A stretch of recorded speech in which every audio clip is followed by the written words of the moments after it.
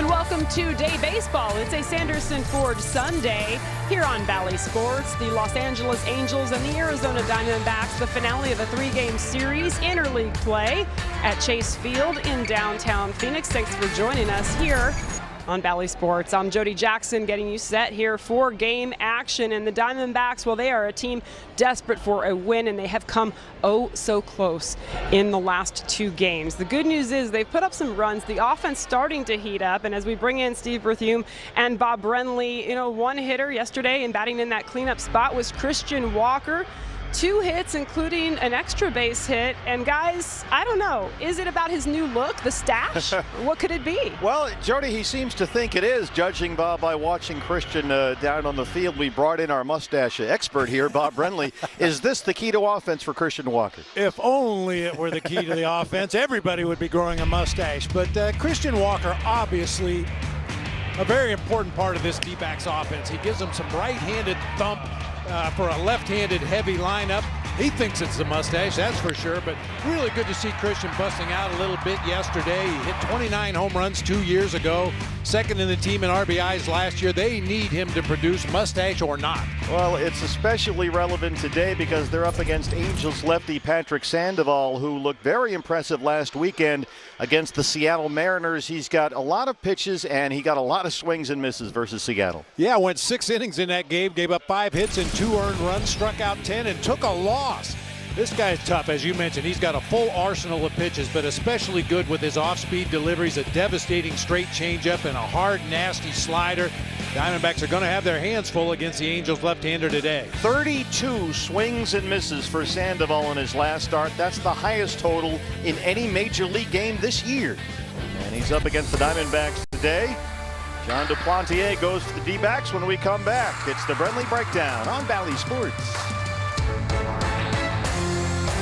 D-backs baseball on Valley Sports is brought to you by Alaska USA Federal Credit Union. Visit us at one of our 12 Valley locations or at alaskausa.org.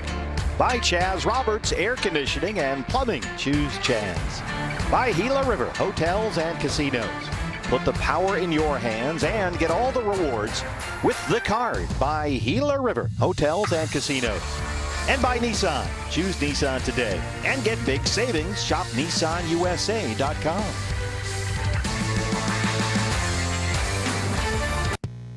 For a full day of baseball on MLB Central, featuring an all-star lineup of hosts and a colorful cast of guests all season. The fun never stops on MLB Central. Weekday mornings 10 Eastern, only on MLB Network.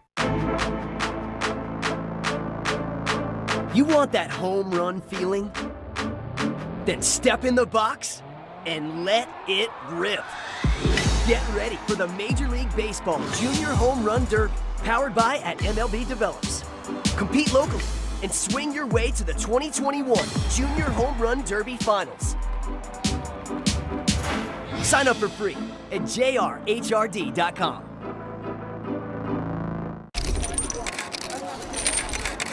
Cliff, how do you know how much bling to wear before each game? What bling you wear during the game is a very important decision. You want to wear enough so you look good, but not too much where it slows you down on the base pass.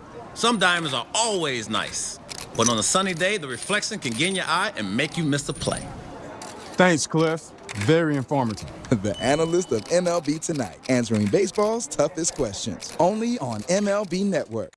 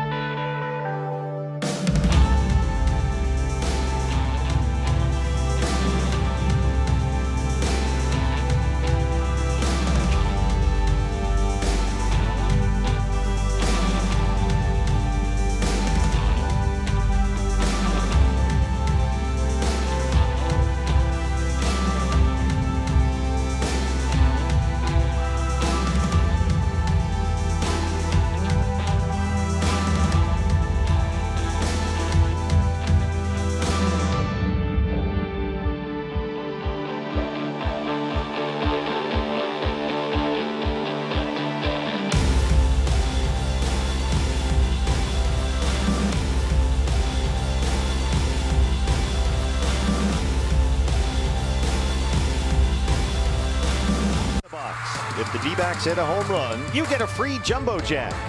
Find your Valley Honda dealers where you'll get more standard features for less money. By Taco Bell. And by Nova Home Loans. Real loans for real people living real lives. Nova Home Loans. We've got this. Serpientes, D-backs modeling their new Nike City Connect uniforms. Will be debuting those next weekend. Today, it's the LA Angels in town. Steve Berthune, Bob Brenly back with you. Patrick Sandoval goes for the Angels. John Duplantier for the Diamondbacks. Bob, yesterday, 7 runs, 10 hits by the D-backs offense. Is this something to build on? Well, we certainly hope so. That's the breakdown today. Is it something to build on? Note the question mark. After a long slog of what I will kindly call inconsistent offense the last couple days, the Diamondbacks have banged out 20 hits, scoring 12 runs in 2 losing efforts. So hopefully the offense is starting to come to life. Need to get this one, otherwise it's 10 losses in a row. Try to salvage the finale. First pitch is only 75 seconds away.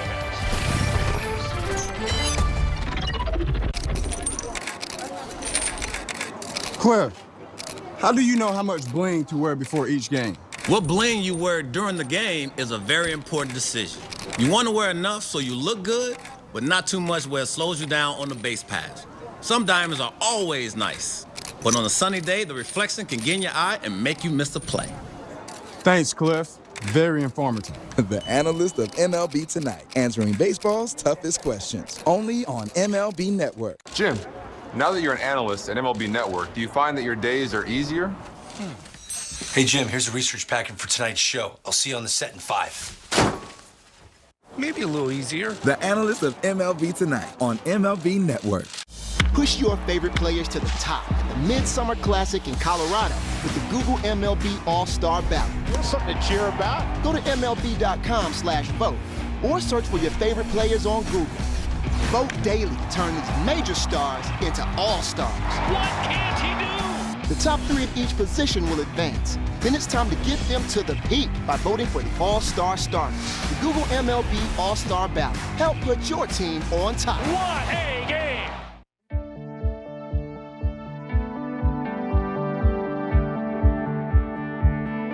Bob Brenly along the way. We're going to keep it all buttoned up inside Chase Field for the finale against the Angels. And yesterday, a Saturday afternoon game, the Angels came back. They got 1 run in the 8th inning, 3 in the 9th. And in Los Angeles today, Bob, they're calling yesterday's Angels win the rally in the Valley. Wow, well, it seems appropriate for the Angels fans, not so much for the D-backs and their fans. Hopefully a little different result here this afternoon.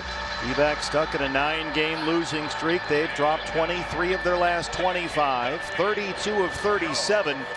And in danger of suffering a series sweep for the 9th time this year. They'll be back out on the road for 4 in San Francisco starting tomorrow. So this is a big one. Snap this losing skid and get a home win in front of our D-backs fans. And they'll hand the ball to the big right-hander, John Duplantier, who gets the start today. And John's goal has been to work as a starting pitcher in the major leagues, and he's getting a run of starts right now, but so far he's been victimized by the big inning. Yeah, the big inning seems to be the problem for John Duplantier. He hasn't given up a base runner in any of his first innings this year, but always seems to bump up against it at some point in the ball game and just can't stop that snowball from rolling downhill. Angels are going in the right direction. They've won 5 in a row. They're back up to 500 for the first time in more than a month. May 2nd. The last time LA was at even par. Valley Chevy Dealers has their lineup. Justin Upton, who has really thrived in that leadoff spot. He's reached base 6 times in the first 2 games of this series. He'll be out in left field. Jared Walsh once again at first base. Max Stassi behind the plate.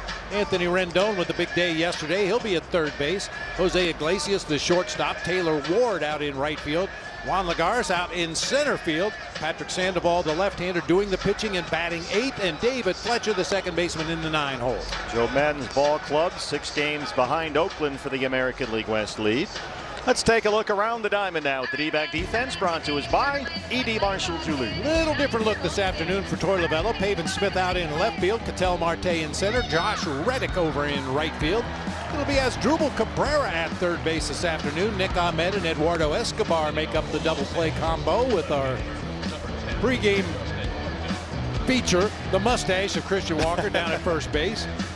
Carson Kelly behind the plate for right-hander John Duplantier. Well, Joe Madden has been jokingly referring to Justin Upton as Ricky. There is the mustache on Christian Walker. The Ricky moniker, of course, a shout out to Hall of Fame leadoff hitter Ricky Henderson. Upton has thrived in this role, as you mentioned.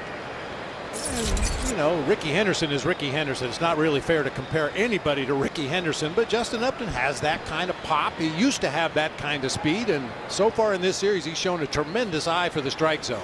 Important start for John Duplantier. Upton rifles one just by Nick Ahmed. One pitch, and it's a base hit for the Angels.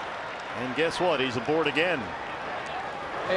For me, that's a veteran setup right there. Justin Upton, through the first 2 games of this series, saw a boatload of pitches. He took his walks. He worked deep counts. John Duplantier probably figures, I'll just lay a fastball in there to get the game underway. And this time, Justin Upton ambushed it.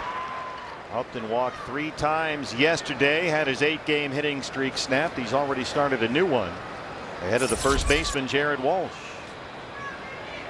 Walsh at 291. He's got some power, 13 homers.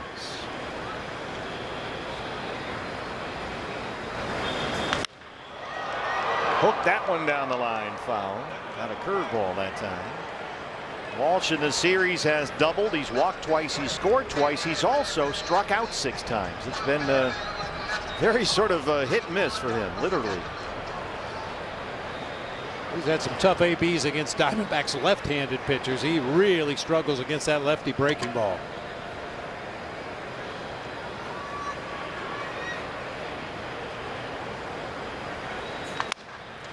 That one is rolled to second. Escobar makes a nice play to smother that one. And they're able to get Walsh at first. It looks for sure like it was headed into right field. Eduardo got a glove on it. Make sure he's okay. I remember, was that yesterday or a couple days ago? Eduardo had to leap high in the air to catch a line drive and came down awkwardly holding his left shoulder. And it appeared like the left shoulder took the brunt of that dive as he takes a base hit away from Walsh. And gets the out at first base right there. A little different look to the infield today. Cabrera at third, Escobar at second, with Rojas getting a day off. So they move up and into second, 1 out now for the catcher, Max Stassi. I saw Eduardo rolling that left shoulder around a little bit. The sinker missed away. Stassi at .345 and 4 homers.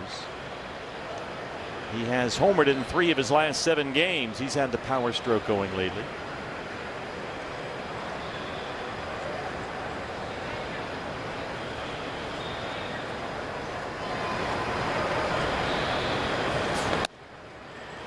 Stassi had a pair of hits and scored twice in his start behind the plate yesterday.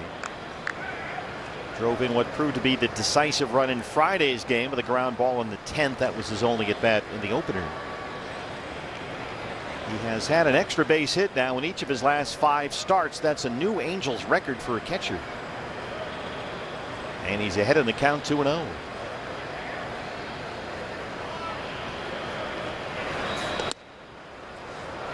This is an important start for John Duplantier today. He's shown flashes of very good performance, and then, as we mentioned, suddenly, like right here, starts falling behind in counts, and then is knocked out of his starts by the big inning that kind of spins out of control on him. Rendon on deck. He homered here yesterday.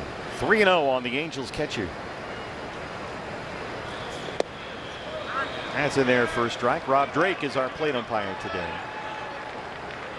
And Torey Lovullo was telling us this morning he's had conversations with Dupe and told him, look, this is your time. This is your turn. You're no longer a prospect. You're at the major league level. You're being evaluated, and you're here to get results. And so the message has been made clear. He's wanted to be a starter for a while. He's had trouble staying healthy, as we know. And we heard Torey about a month ago say that, look, we want to get an extended look at John Duplantier. We want to see what it looks like over 10, 11, 12 starts, not up and down from the minors or working out of the bullpen. And the harsh reality of it is, if the Diamondbacks had their rotation that they planned on having this season, if guys were healthy, Madison Bumgarner, Zach Gallen, Luke Weaver, Taylor Widener, he would probably be pitching in AAA right now, getting valuable experience. But That's not the reality we're in right now. 3-2. Check swing foul. Well, there is some encouraging news on Zach Gallen and Taylor Widener. Those guys are making good progress. So in that sense, there is a bit of a ticking clock here with Duke. Sure. They are going to get some guys back healthy relatively soon, not in the very immediate future, but they're not too far off.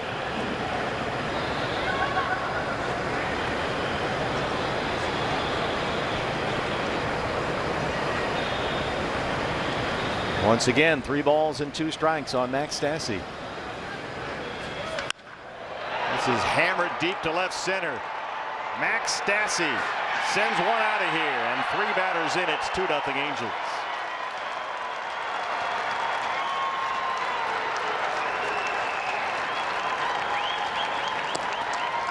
Well, Max Stassi make it 4 homers in 8 games.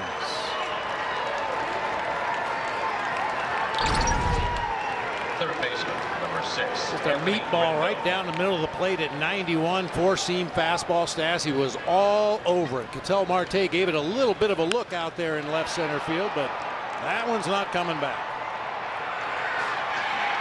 That's an extra base hit in 6 consecutive starts, extending his own franchise record for a catcher. And now it's Rendon who homered in yesterday's game. 10 pitches in, Duplantier down 2-0. And here's one of the best hitters in the American League. Fastball missed up and away. Rendon, 241, 4 home runs. His home run yesterday snapped a stretch of 102 at bats without a homer. That had been the second longest streak of Rendon's career. It had been over a month since he hit a home run. May 3rd was the last time he homered before the one in the ball game yesterday. Well, he's had some injuries, a couple of different stints on the injured list, so it's been an up and down start to the year for him. Had a groin strain in April and then right back on the IL after fouling a ball off his left knee. But Duke gets ahead in the count, a ball and 2 strikes.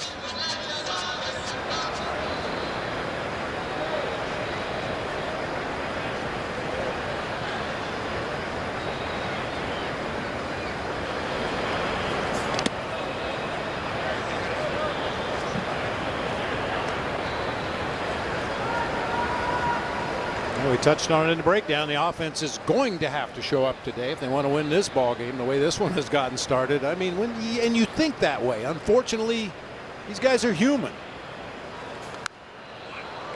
When you spot the other team to at least a 2-run lead in the first inning and your offense has been sputtering somewhat, you wonder how many are we going to have to score today, and can we score that many today?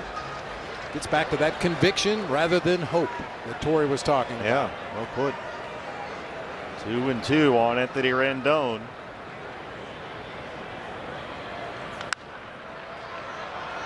Along the line, this should stay playable if they can get there. Nick Ahmed's underneath, and that's out number 2. Well, John Duplantier to this moment has worked a total of 12 1/3 innings, and he's given up 5 homers.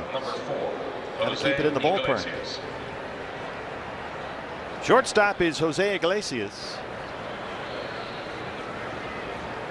You know, I listened to the ever popular Snake Talk radio show on the way home yesterday. Rodrigo Lopez did a fine job pinch hitting for you on Saturdays, and I thought Rodrigo made some really good points about John Duplantier using his secondary stuff more. 4-seam fastball, the sinker, the changeup. He rarely throws curves, rarely throws sliders. He's going to have to incorporate some of those pitches, especially early in the ball game, just to plant the seed in the Angels hitters' mind that he's got more than 2 pitches out there on the mound. Especially with the fastball velocity trending down. Now that's a sinker right there. So you're not going to get the 97s, but Duke's 93s and 94s have been more 91-ish lately. And he does have a good curveball. They've encouraged him to throw that more. Nice play. Duke reaches out and snags that one. And he's out of the first inning. But the Angels strike first. D-backs coming up.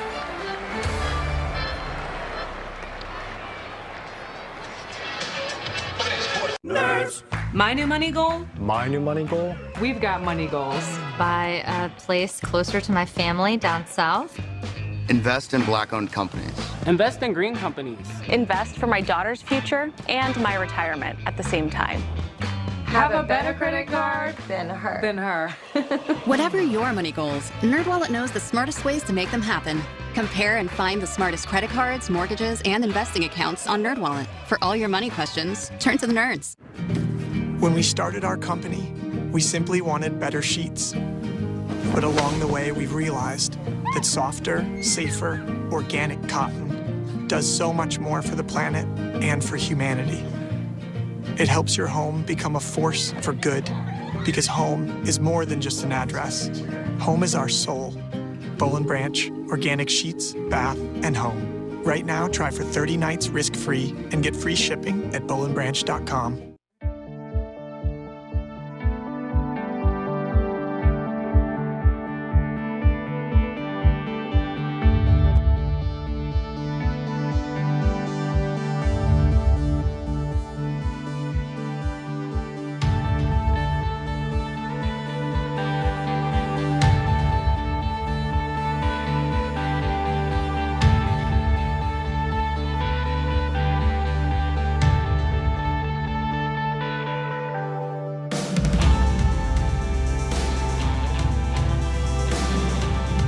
Makes it 2-0 Angels. D-backs had the offense working yesterday. 7 runs, 10 hits. And they'll have to come from behind to take this one. Valley Chevy Dealers has the D-backs lineup. The catcher, Carson Kelly, will lead it off this afternoon, followed by Ketel Marte out in center field. Eduardo Escobar at second base this afternoon. Christian Walker and his mustache at first. Asdrubal Cabrera at third base. Pavin Smith having an outstanding season out in left field. Josh Reddick will be in right with Nick Ahmed at shortstop and John Duplantier, the right-hander, on the mound. And out there for the Angels, Patrick Sandoval, 24-year-old left-hander, working this year in both the rotation and the bullpen. And we mentioned it earlier, has a full arsenal of pitches, a couple of different fastballs. He'll sink it, he'll throw a four-seamer, curveball, slider, but the changeup is the pitch that guys have been swinging and missing at with regularity this season. Carson Kelly, as we've seen more and more lately, in the leadoff spot against the left-hander. Had one catcher batting third, the other catcher leading off. How about that? What's the deal with that? Carson, 260 and 7 home runs. He singled and scored a run in his start behind the plate on Friday. The only thing bad about having Carson Kelly lead off at home is he's got to bust it back to the dugout, get all the gear off, put his batting gloves, grab his helmet, get his bat, get up there and get ready to hit. Catchers are busy between innings. Always something to do. Fastball in there at 94 for a strike. If you're wondering why Carson Kelly up there, it's because of the way he handles left-hand pitching. Been very tough against lefties.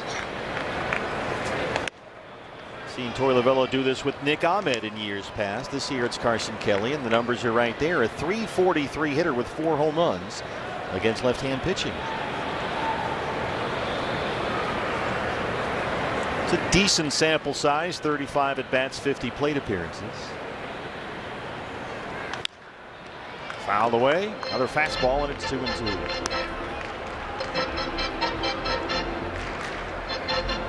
Mentioned Patrick Sandoval's last start. It was impressive. Struck out 10 Seattle Mariners. Had a remarkable 32 swings and misses, the highest number of swings and misses in any major league game for any pitcher this year. You could win a lot of bar bets with that one. And that's a big reason why. That changeup right there, which has been absolute death on right-hand batters. Let's take a look around the diamond now at the Angels defensively, brought to us by E.D. Marshall. Justin Upton out in left field. Juan Lagares out in center field. Taylor Ward will be the right fielder this afternoon. Anthony Rendon and Jose Iglesias on the left side of the infield. David Fletcher and Jared Walsh on the right side. Max Stassi behind the plate for the lefty, Patrick Sandoval. Ketel Marte, the center fielder.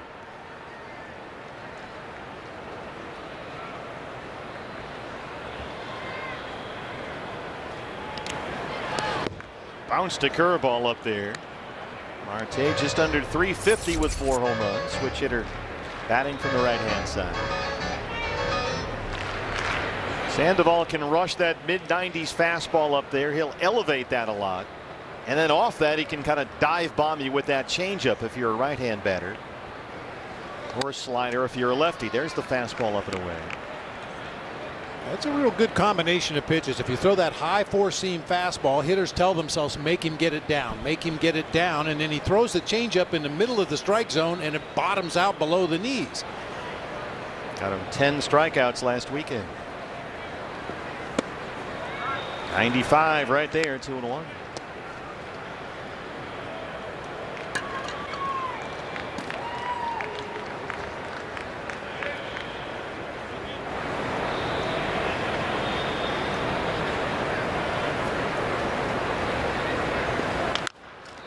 This is chopped just past the mound. Some confusion on the part of Walsh at first. It looked like Sandoval was going to make a play on it. Walsh backed off, and then by then it was too late.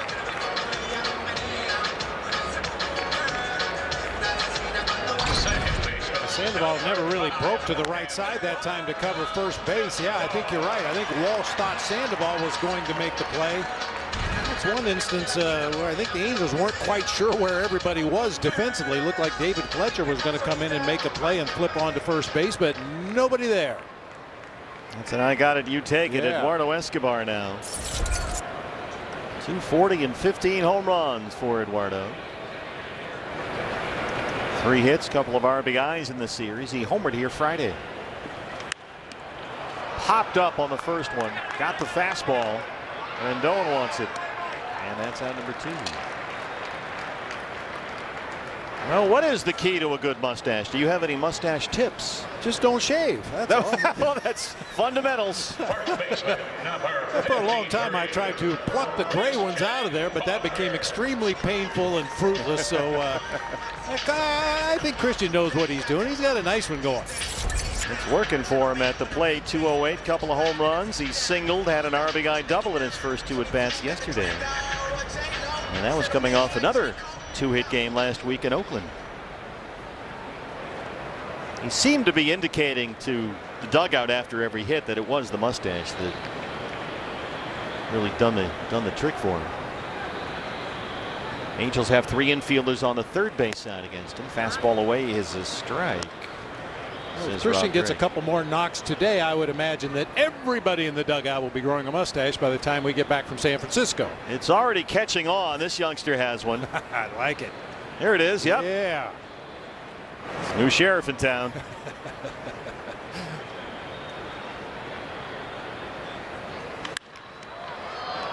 Punches one the other way and just kind of fights off that fastball. It's 0-2. There it is. That's the look. It's going to become a thing. I'll tell you what, he hits a couple more today. It will.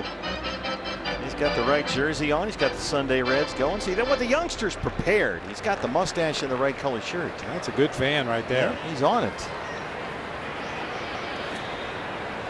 0-2. We'll see if Sandoval wants to go to that changeup here. It was a wipeout pitch for him last weekend. Sticks with that heater at 96. That was more of a show-me fastball than anything else. Sandoval way ahead in the count. Had a couple pitches to play with. I'm pretty sure we're going to see that changeup probably the next pitch.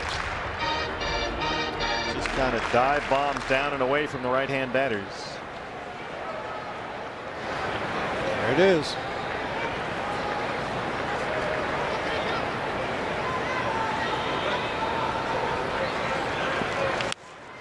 Managed to dig it out of the dirt. Nice high hop for Rendon. And Sandoval, given a 2-0 lead, puts up a 0. After 1, Diamondbacks trail the Angels. At Home Chef, we believe a delicious meal should always fit your schedule. It might be a make it easy meal kit Monday, or a toss it in the oven Tuesday, or a what am I, a chef now Wednesday, or even a day that doesn't need a clever name, like steak. On a Thursday. Get $90 off your first month at homechef.com. Also available at select stores. Home Chef. Delicious meets simple. I wish I could try these glasses on first. Here, Step into the future where everything is possible. Welcome. Here you can try on Warby Parker glasses using only your phone. Really? Wow, I like it here. And I like these. You can stay, but I'll need my phone. Okay. Just shop prescription glasses starting at $95 and virtually try them on in the Warby Parker app.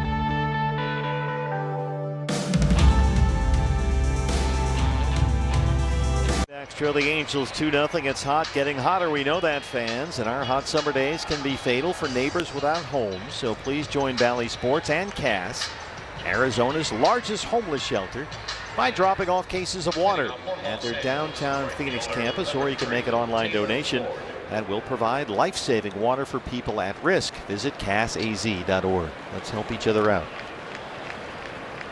Well, that Serpientes look is all over the ballpark. That's the new Nike City Connect series. Every team, just about every team in the major leagues, will get one newly designed shirt, and the D-backs will debut theirs coming up next weekend.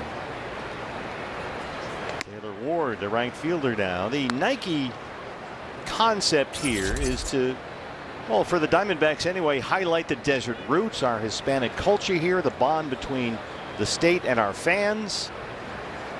So they've used the colors of the Sonoran Desert. You've got the term serpientes, which is Spanish, a rough translation for snakes, serpents. I think they're pretty awesome myself. Pretty cool, pretty cool. Yeah, so you'll see the D-backs wearing those when we come back after that 4-game series at San Francisco. They're on sale right now at the team shop. That's the look, serpientes. Taylor Ward ahead of the count, 2-1. And some of the promotional photos that we've seen, players wearing the jerseys and snakes wrapped around their neck. Ooh. Yeah, that's a little much. It's like one of those creepy magic shows. Yeah. But it's a pretty cool look. Most of them have been very warmly received. We've seen the Cubs wore a Wrigleyville one the other day, and the White Sox had one that was a cool look. The Marlins had a beautiful one that went back to the Hispanic-Cuban heritage of the old Spanish leagues. That was a big hit with the Marlins. And so the D-backs are serpientes. Full count, 3-2.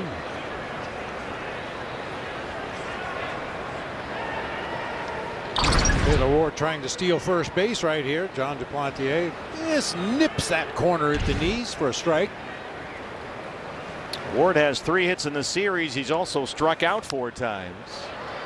Fights off a fastball there at 92.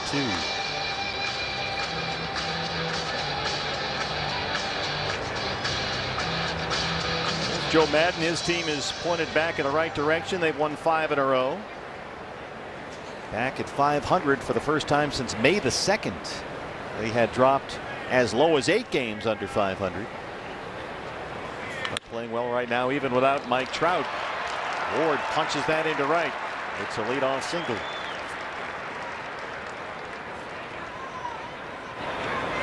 Mike Trout is out right now with a calf strain. Center It was field, 6 to 8 19. weeks when he went down in the middle of May, so he won't be back for a while yet. Juan Lagares, the center fielder. Started in center yesterday, doubled and scored a run. That's been his only hit in the series.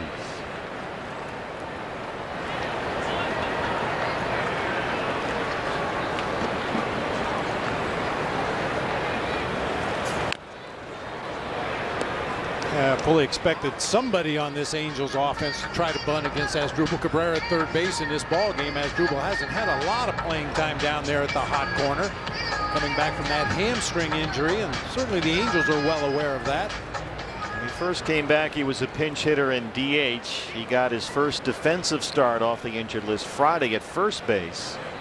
This is his first start at third today since the hamstring problem. Escobar at second. Rojas has the day off to start the ball game.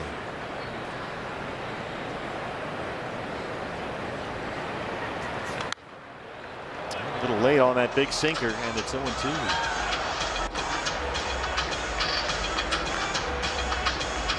Joe Madden likes to bat his pitcher eighth in these situations. National League, Interleague, the whole thing. So Patrick Sandoval is on deck, and then it's David Fletcher who bats in the ninth spot.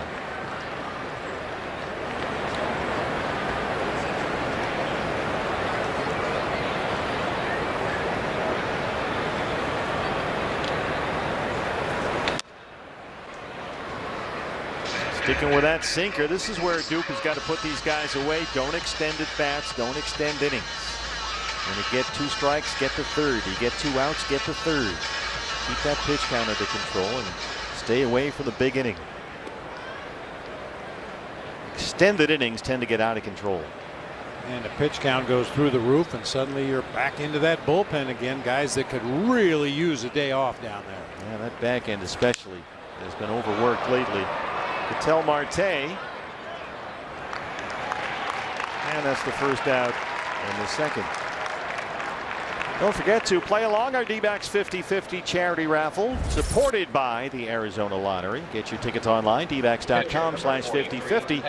And we're already up over $7,300 and climbing. Half that money can be yours. You have until the end of the 7th inning to get your tickets at dbacks.com/5050 raffle. And Jody and Gracie will have the winning number on the D-backs live postgame show. The pitcher, Patrick Sandoval. Cabrera more than halfway in from third. There he's all the way in your picture there from the center field camera. 2 at-bats in his career. Neither one ended well for Patrick Sandoval. Career American leaguer. Yeah, first at bat of the season, attempting to put down a sac bunt with the third baseman standing right in front of him. That's the second baseman, Escobar, who comes in. Almost even with a pitching rubber there. And he chops it over everybody and into center.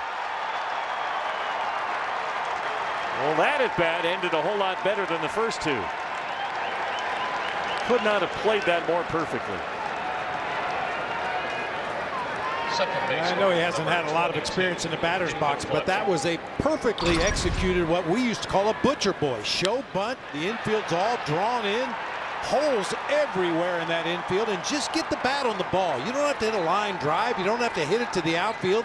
Just get the bat on the ball and try to take advantage of a broken up defense, and that's what Sandoval does right there. Well executed. That's his first career hit as a professional baseball person. Even in the minor leagues, that's hit number 1. He's in the hit column. If you're going to do it at the big league level, yeah, right? Well, 40 or 50 years from now, he'll tell his grandkids it was a line drive to the gap. Crushed it. David Fletcher, the second baseman, bats ninth, and look out.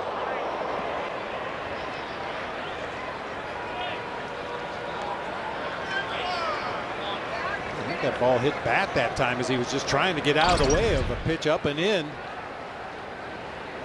It just grazes off the bat. The bat ends up in Carson Kelly's mitt. It's a tough foul ball right there. Right in the mitt of Carson Kelly.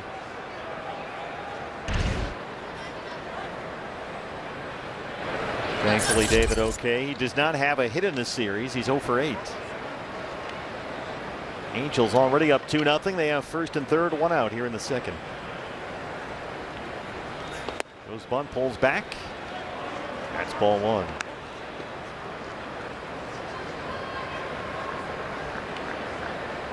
Long look down to Brian Butterfield at third base by David Fletcher, and Patrick Sandoval, as we mentioned, his first base hit of his career, and also the first time running the bases. Look at that lead. He could just stick his hand out there and get back to the base. Is it a lead? I guess it is. Oh, come on now. I'm sure that's a pickoff attempt designed just to see if David Fletcher would tip anything at home plate, because Sandoval's not going anywhere. That's a mustache length lead over there. I think Walker's mustache is farther off the bag than Sandoval. Ball and a strike on David Fletcher.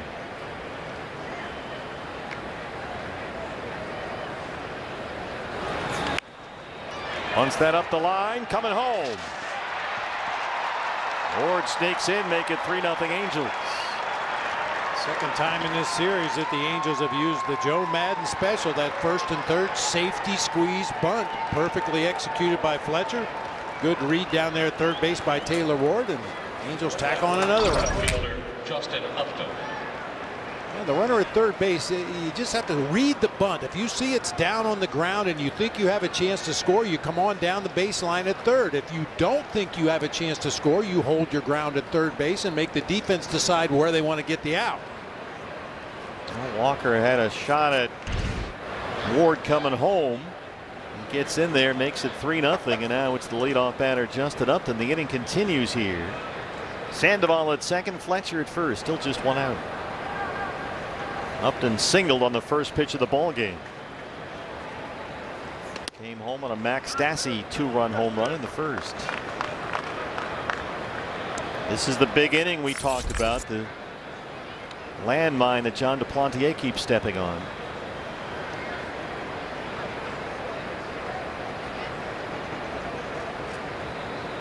Table set for the big boys at the top of this lineup. And there's another one knocked into left center. Sandoval, the pitcher, coming around. Marte overruns the ball out there. Pavin has to back up, and 2 runs come in.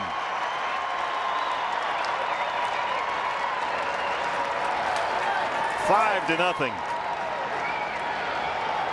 Ketel Marte. That was a big miss out there in left center field. Ketel just has not looked comfortable in center field since coming back off the injured list with that hamstring injury. He's misjudged a lot of balls. He's misplayed some others. It's a hard hit ball in the gap. Just clanked it off the glove. Lays an egg out there in left center. Pavin Smith has to come in and clean it up.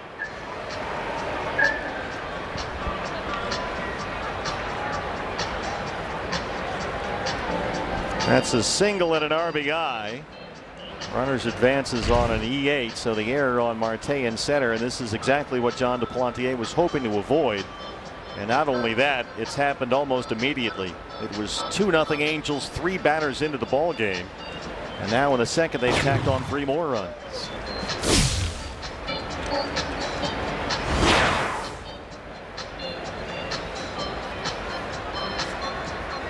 Those are the moments that Torey Lovullo has talked about when they don't quite execute. There's a momentary lack of focus, and when you've lost games the way the Diamondbacks have lost them this year, those little moments right there, they get elevated. They look a lot worse than they might otherwise normally would.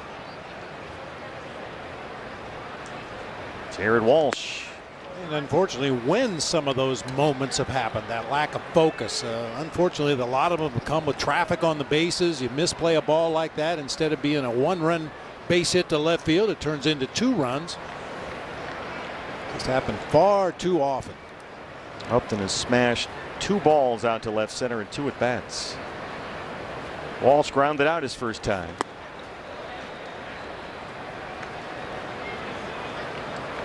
It's hard to give. It's hard to expect John to really get the results that we know he's hoping for. That fastball velocity is down. There's just no getting around it. I mean, those 93s and 94s have become 90s and 91s. And he's talked about that. He says everything's fine. He feels fine. That one's down the line, and it's in the corner. Upton on his way in to make it 6-0. It's a 4-run Angels second.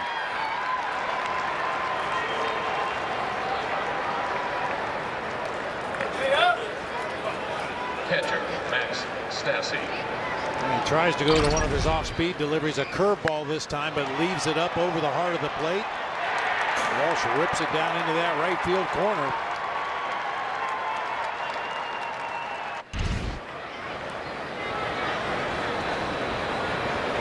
Here's Stassi, who hit a long home run his first time up.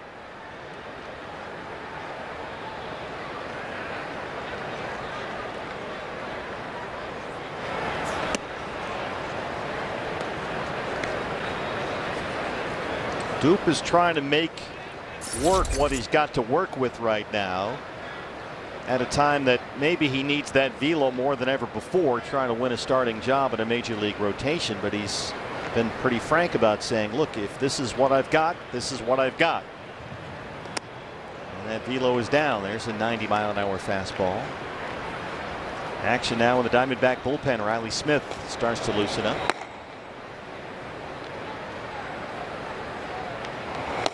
That's what I mentioned earlier about the harsh reality is that John Duplantier should probably be pitching in AAA right now and learning how to use his secondary pitches when he does lack the velocity. Those are the valuable lessons that you do learn at the minor league level. You're going to have the occasional start where you go out there and you just don't have a good fastball, but you have other pitches that you can use, and you figure out ways to get hitters out with less than your best stuff. Very tough to do at the major league level. Behind on Max Stassi, 3-0. And he hit him on a 3-0 pitch. Fastball at 89.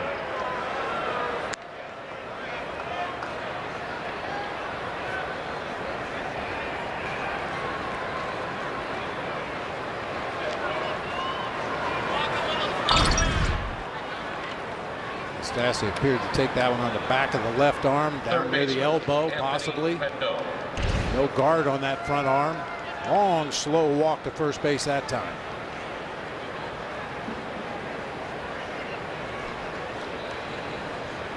And a long, slow walk out to the mound to try and buy Riley Smith some more time. This has turned into a nightmare start for John Duplantier.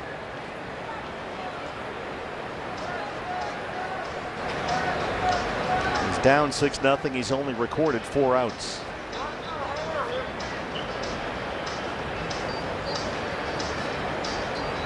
Upton has drilled 2 balls into left center. Stassi hit a long home run. Walsh a hard double down the right field line. The pitcher Sandoval, Butcher Boyd, a bouncer that got through in his center, and that's going to be it. Here comes the skipper.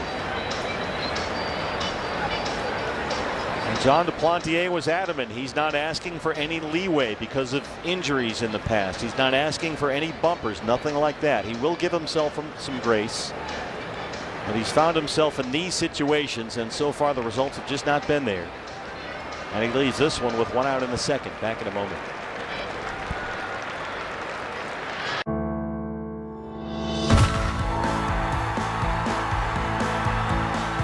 The ballpark is better when we're all here together.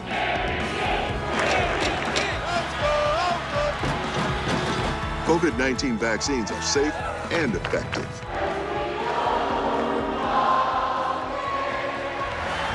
Join the team and help us all get back to doing what we love together. Hey, Pedro. Hey, Pedro. What was it like when you won your first Cy Young Award? Well, I was... What about when you won the pitching Triple Crown? Well, And how did you feel when you won a World Series? I was, Hey, Pedro. Man, this guy asked a lot of questions. Hey, Pedro. Pedro. He might make a good MLB Network analyst if he lets someone answer a question. The analyst of MLB Tonight, answering baseball's toughest questions. Oh, and what's it like to be an 8-time All-Star? Well, I was, and what about getting into the Hall of Fame?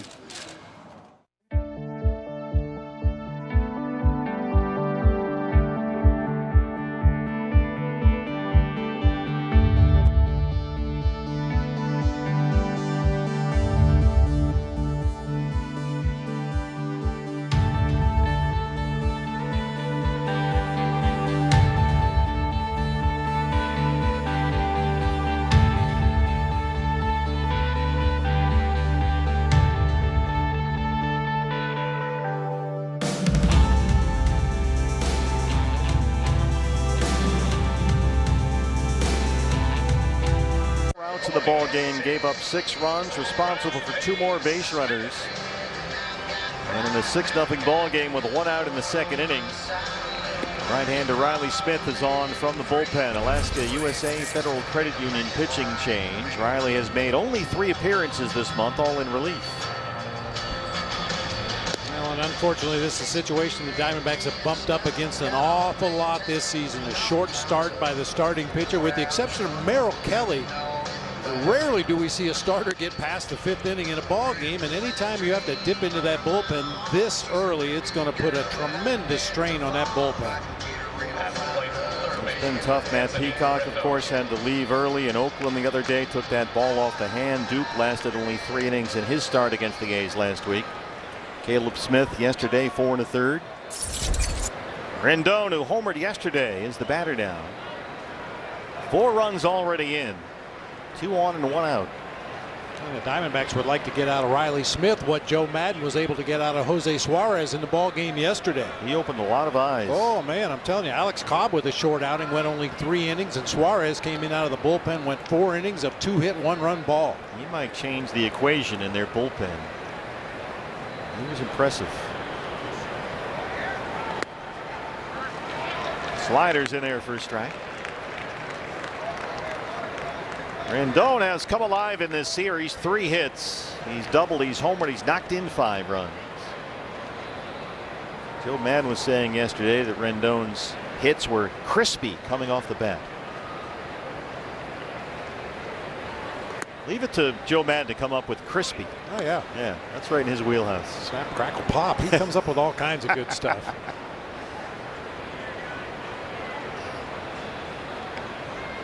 There he is with his bench coach, Mike Gallego. 1-1 on Anthony Rendon, the Angels' third baseman.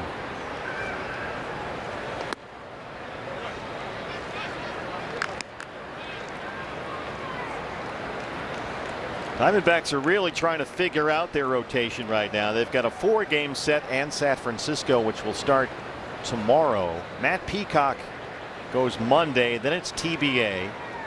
Then Merrill Kelly on Wednesday, and then TBA again.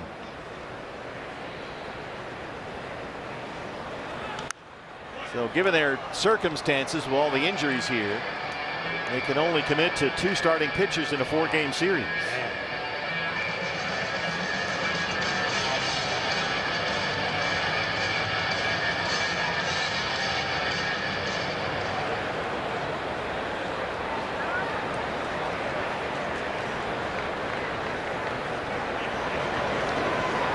Rendon 11 RBIs in his last 7 games, up there with 2 on and 1 out. Called strike 3. The sinker got the strike zone for Rob Drake. And Anthony has some thoughts about that. Shortstop. Close enough. Sinker started off the plate away, was tailing back toward that corner. Might have nipped the corner for strike 3. When Riley has been at his most effective, he has lived down on that corner, down and away with that sinker to right-handers. Iglesias, the 9th man to bat, and the Angels' 2nd.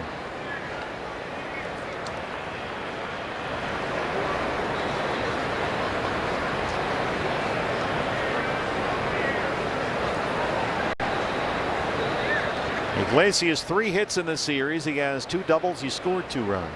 Now with a 5-game hit streak.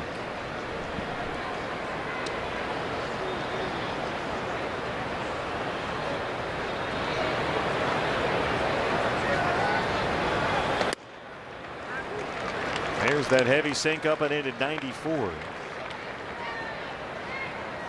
And you got to be thinking, if you're Riley Smith, well, if we're hurting for starting pitchers, I've been in this rotation before, I wouldn't mind getting back in there. I think it's an all-call audition at this point for anybody that can go out there and throw strikes and put some zeros on the board, regardless of your role with the team.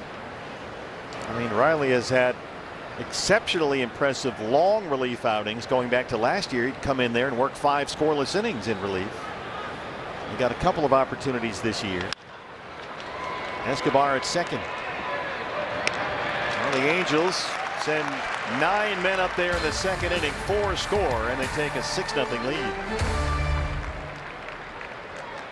Hey Al, during tonight's show, what was that meatball you threw? Meatball? That was a hitting demonstration, and that's what I was supposed to do. Right. Next question. The analyst of MLB Tonight, answering baseball's toughest questions.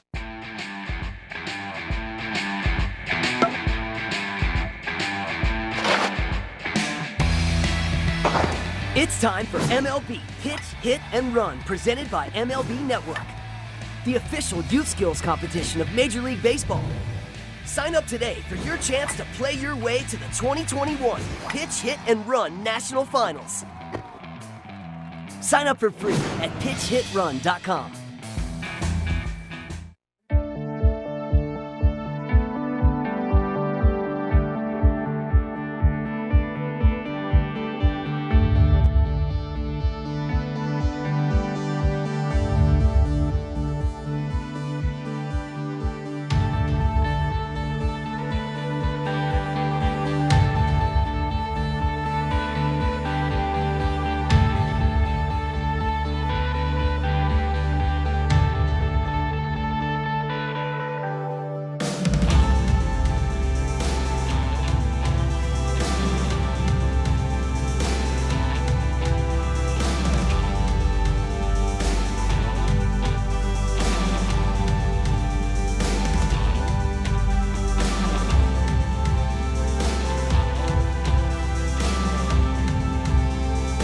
Angels 6-0 home half of the second inning coming up.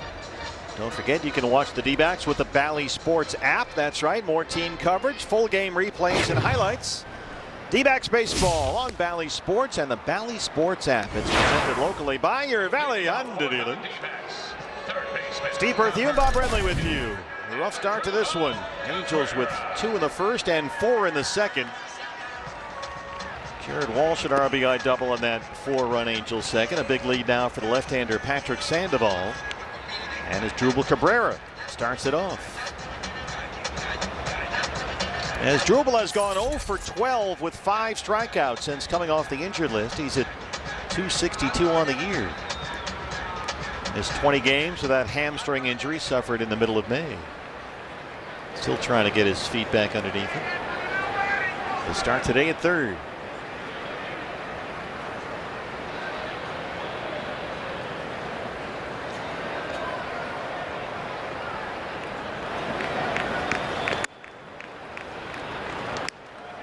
Dodgers in action this afternoon, hosting Texas. LA has a 1-0 lead over the Rangers. Walker Buehler on the mound. Mookie Betts leadoff walk followed by a Gavin Lux double to put the Dodgers on the board. 2 batters in. They can score some runs. Padres in New York. They beat the Mets 7-3. And the Giants blanked at Washington 5-0. Johnny Cueto got the loss in that one.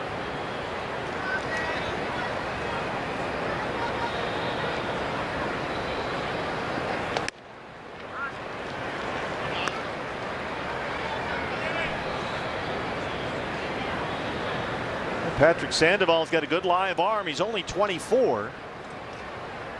6'3", 190 pounds. Big left-hander, good mid-90s fastball.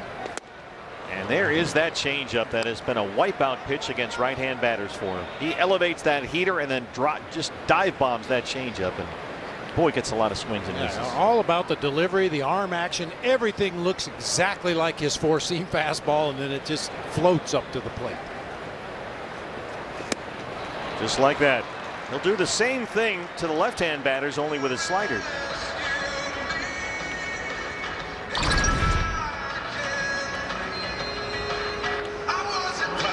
You see that grip on the changeup, the circle change, delivering the ball off his middle and ring finger of that left hand. Turns it over just a little bit to get that fading action away from a right-handed hitter. Devastating pitch. Left-hand batting Pavin Smith.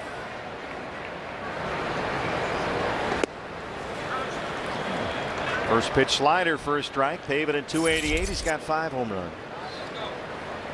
Couple of hits off Shohei Ohtani Friday in the opener. He walked and scored yesterday.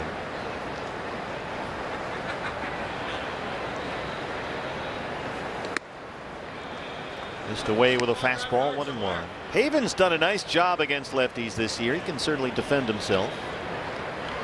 Just under 270 against left-hand pitching this season.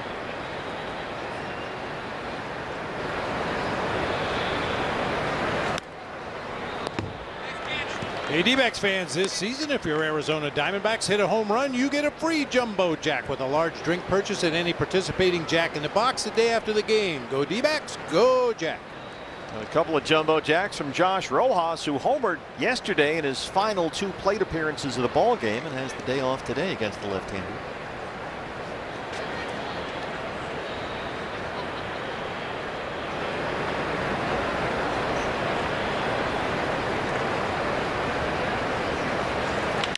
Pavin lines it the other way, but right at Rendon.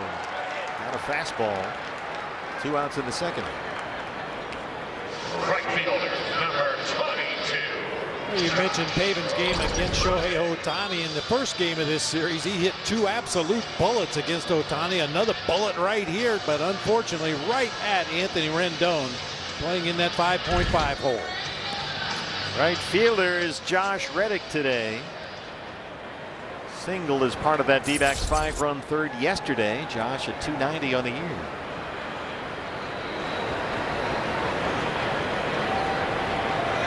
Angels have 3 infielders on the right side against him. Fastballs a strike. D-backs in danger of suffering a series sweep for what would be the 9th time this year. They trail early 6-0.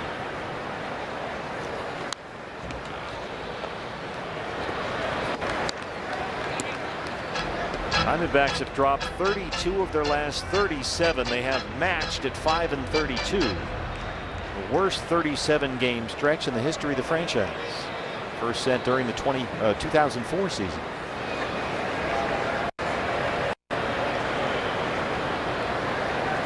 And they've got their work cut out for them today to reverse that trend. Easy out. And 1-2-3 second for Patrick Sandoval, who holds a 6-0 lead. Mr. Schmaltz, at MLB Network, you've done color commentary, game analysis, and demos. How do you juggle so many roles? It just comes naturally, I guess. The analyst of MLB Tonight, answering baseball's toughest questions. Every time he steps up to the plate, goes into his windup, or runs one down.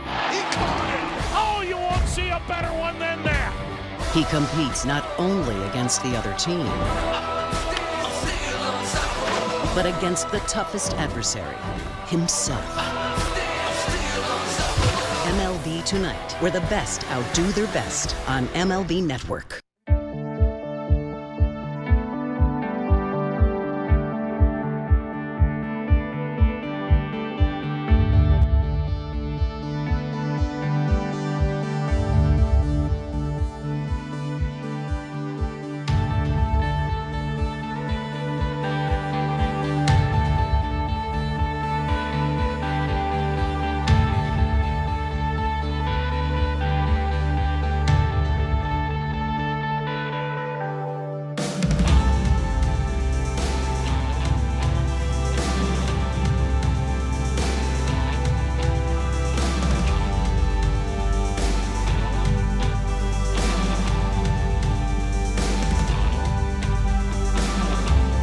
Time for our Geico Legacy moment. We go back to the '99 season. This one has a connection to both teams on the field today.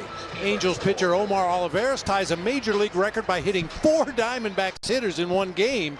He's the second Angels pitcher to do it in the last 3 weeks to tie a major league record. Ouch. Steve Sparks, the knuckleballer, was the other Angel pitcher that hit 4 batters in one game. The interesting thing is it has only happened 19 times in major league history up until that day back in 1999, and it happened twice in 3 weeks. Well, Sparksy with that knuckler, he gets a pass. Yeah. Taylor Ward hits a little flare out that Nick Ahmed collects for the first down in the 3rd.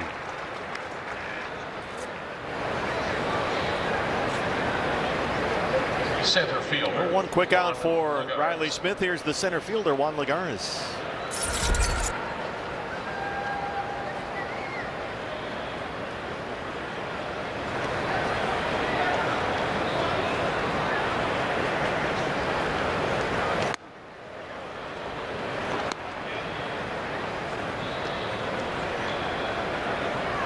Lagares doubled in yesterday's ball game, starting for the 2nd consecutive game in center. Signed a minor league deal with the Angels in February. And almost right away suffered a left calf strain, had to go on the injured list and missed 25 games. Cabrera's at 3rd. 2 outs in the 3rd. You may know someone in need of a new air conditioning system. Well, the Chaz Roberts AC giveaway is back. You can nominate a family or a nonprofit organization in need of a brand new air conditioning system by visiting chazroberts.com/coolplay. Nominations are due by June 30th. And our friends at Chaz Roberts proudly thank their partners, Goodman, Carrier, and Lennox. They always do such a great job with that Chaz Roberts AC giveaway every year. 2 outs on 4 pitches. How about 3 on 5 for Riley Smith? D-backs trail at 6-0.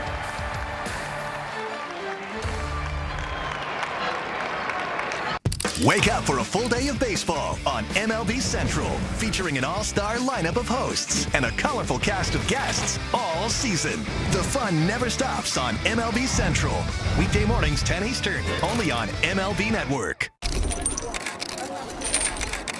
Claire, How do you know how much bling to wear before each game? What bling you wear during the game is a very important decision. You want to wear enough so you look good, but not too much where it slows you down on the base pass. Some diamonds are always nice, but on a sunny day, the reflection can get in your eye and make you miss a play. Thanks, Cliff. Very informative. The analyst of MLB Tonight, answering baseball's toughest questions. Only on MLB Network.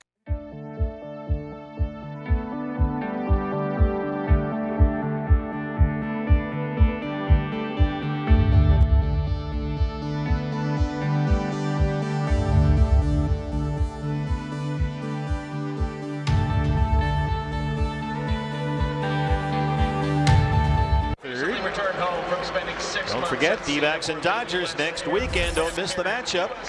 The Dodgers at Chase Field, June 18th through the 20th. Next Sunday, of course, June 20th is Father's Day. Dads will take home our awesome D-backs Hawaiian shirt, courtesy of Tyson Foods. You can get your tickets at dbacks.com. Diamondbacks will also be debuting their new Nike MLB City Connect Series uniforms, the Serpientes, which are awesome and available in the team shop right now. We got some jerseys down there, hats, t-shirts. Seen a lot of fans in the stands today already wearing the new jerseys and hats and t-shirts. Very cool looking gold color. That's the color of the Sonoran Desert. And this is some of the modeling the D-backs have done. Serpientes, which is roughly translated as snakes or serpents, of course. This is all part of Nike's MLB City Connect series, a different aspect of each individual location. There's sort of a geographic importance to the whole look, and it's been a big hit across Major League Baseball so far. You had me up until the snake. Well, yeah, there is that. There they are. Yeah, there you go. So that's the hottest selling item here at the ballpark today. They just went on sale in the team shop today, and you can actually, as Mike and Vanessa are saying here, get yours before the D-backs even wear them on the field. And they'll do that for the first time next weekend against the Dodgers. It's a pretty cool look.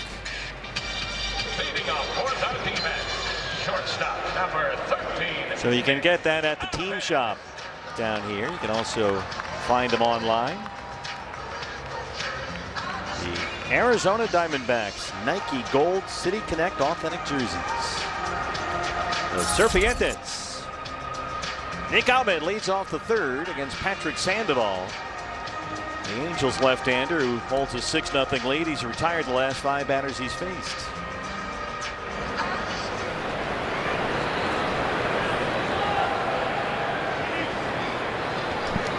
Nick has a couple of hits in this series. He doubled and scored a run Friday. Singled home a run in that 5-run third yesterday in the ballgame. And Nick's another guy that historically has handled left-hand pitching pretty well.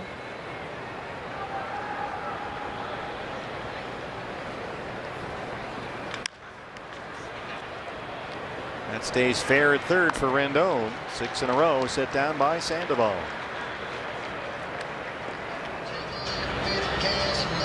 Pitcher number 46. Riley Smith, who had to come on for John Duplantier after Dupe had a rough start to this one. Angels got 2 in the first and 4 in the second. And so Riley will bat in the pitcher spot.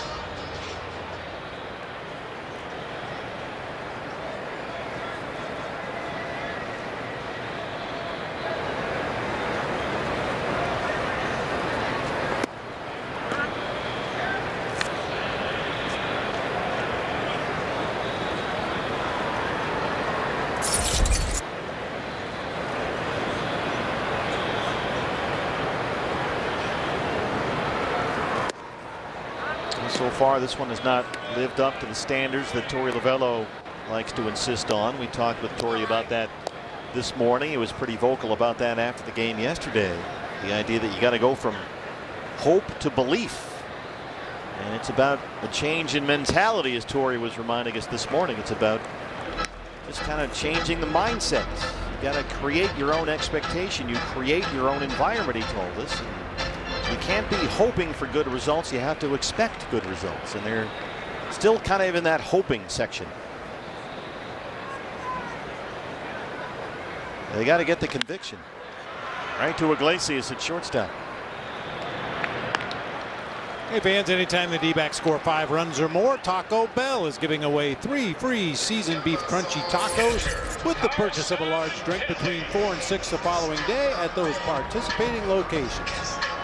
And that stuff might sound like a bunch of words, it's just semantics, but if you have that expectation, Torrey says, if you have that conviction, that is going to sort of add the finish that they've been lacking here over the last month or so. Yeah, and it's more than just swag. It's more than, you know, pimping around in front of the dugout and putting on a show on the field. You have to have confidence in your own ability. You have to have confidence that when you step in that batter's box against an opposing pitcher or you step on the mound against an opposing team, that you are going to beat them. You're going to execute better than they execute, and we just haven't seen much of that with any kind of consistency. We talk all the time about pitchers. Look, this guy has to have conviction in his pitches. He's got to believe in his stuff. And the same applies to hitters and defenders as well. And that just hasn't translated here. They're just looking for that finish and go from hope to belief.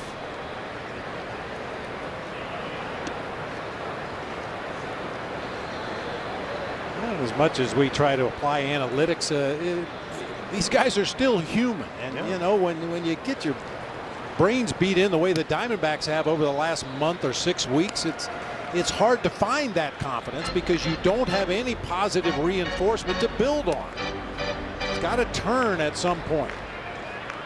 And they had one snatched away late in the ball game yesterday. Would look like they were on their way to a win. Wound up losing 8-7. The Angels got 1 in the 8th and 3 in the 9th, and in LA they're calling yesterday's Angels win the rally in the Valley. We're not all that. That's not something that's ideal when you're the butt of a joke for every team in the league. Yeah, that doesn't go over too well out here, but we understand why the Angels might say that. 2-2. Got a swing and a miss on that changeup that came back at him with a fastball. And Carson gets a piece to stay alive.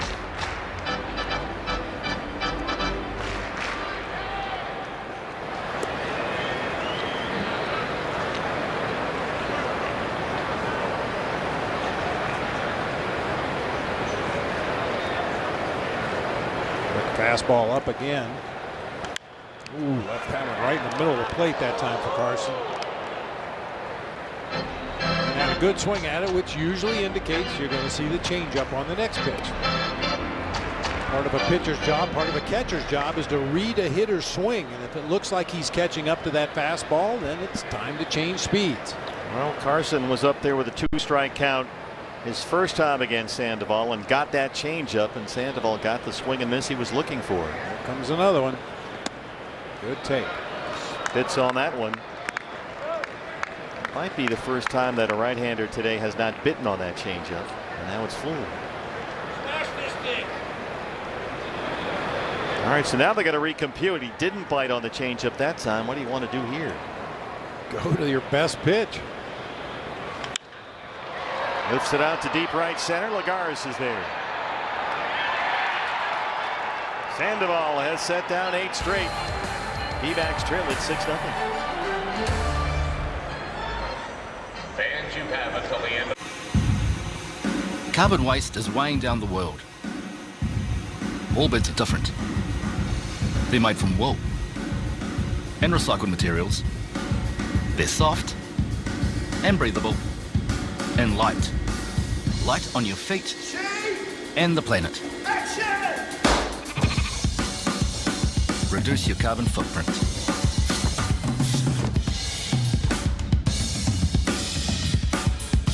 Nerds. Oh, thanks. Let's go. I can. No, I got it.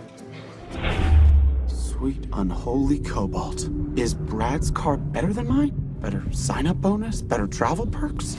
Is that how Brad took that trip to Barcelona? Wait, Barcelona? Barcelona? Steve, I got it on NerdWallet. Ah. You said all that out loud. Want a better credit card? We've got you. From the best rates to the best rewards, for all your credit card questions, turn to the nerds.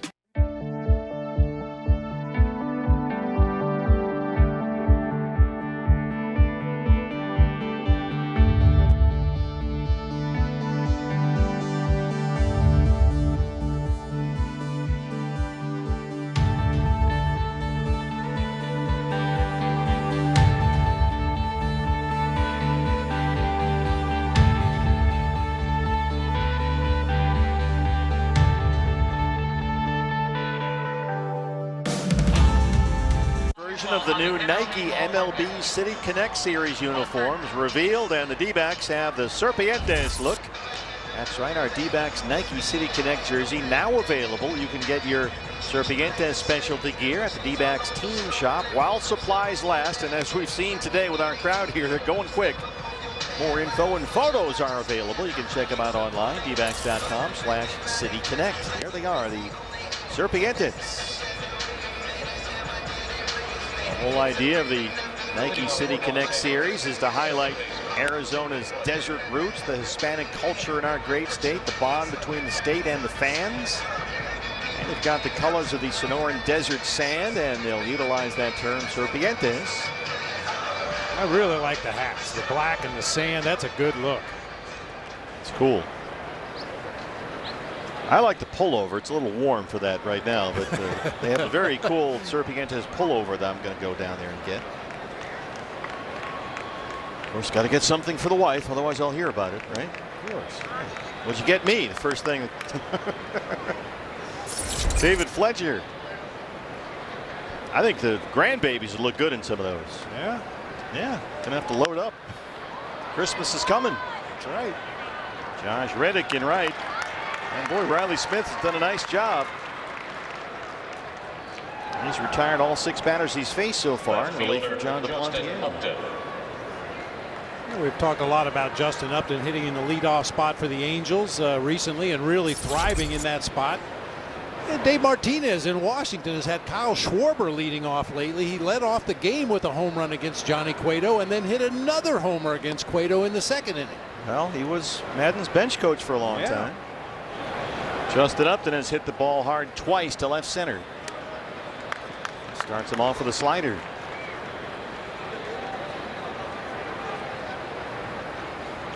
So just guessing that that's something Davey picked up from all his years with Joe.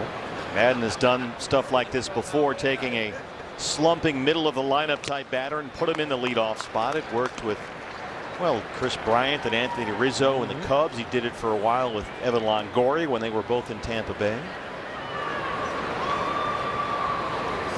And he said, you know, most of the time guys like that who are scuffling, like Upton was really scuffling, those guys get moved down in the batting order, but, you know, he likes to sort of reverse engineer everything, and he moves them up.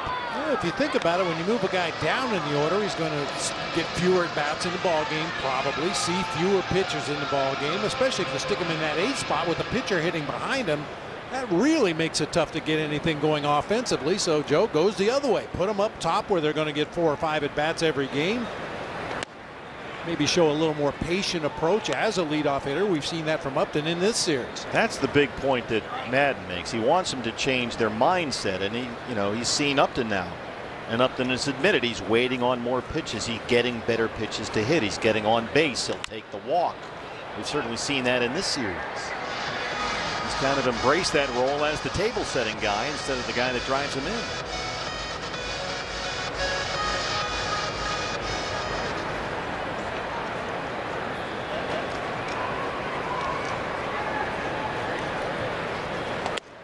I think also what's happened is that Upton's mindset has changed. His approach has changed too. It's much more middle of the field. He's just trying to get on base. He's trying to hit singles, and when guys with his power try to hit singles, they tend to hit home runs.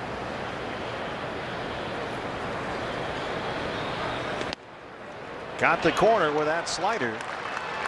And Riley Smith has set down all 7 he's faced. What if this is an audition for a rotation spot? It's going pretty well. Yeah, maybe got the benefit of the doubt there on a slider just off of the outside corner, but those are the kind of calls you get when you're consistently around the plate. Umpires get in that strike mode, get that right arm up in the air. They see you throwing strike after strike. They kind of get caught up in it. Sinker away, miss for Jared Walsh, who had an RBI double down the right field line his last time up.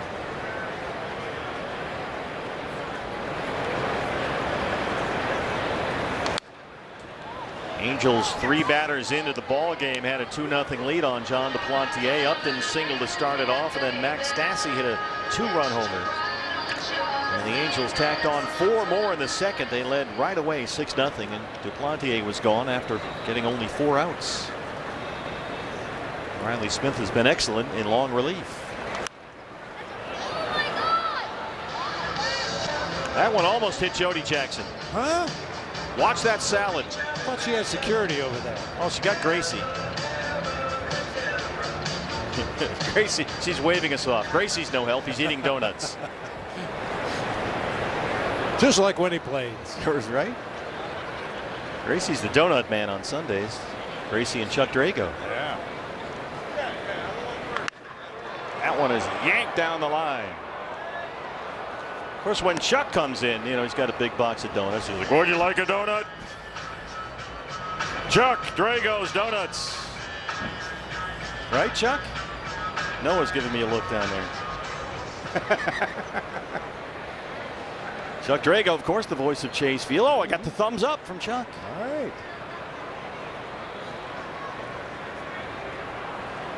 Well, we had all kinds of snacks today. Your wife Cindy sent in some cookies and Rice Krispie treats. Oh my goodness. She knows we're trying to turn the mojo around here, and she knows you're a big fan of the cookies, so we brought in a little sampler for you.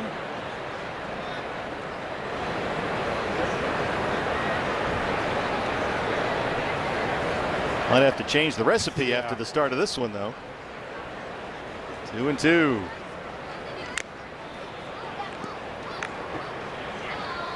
Well, I'll tell you, watching Jared Walsh out this year, he's a tough guy to figure.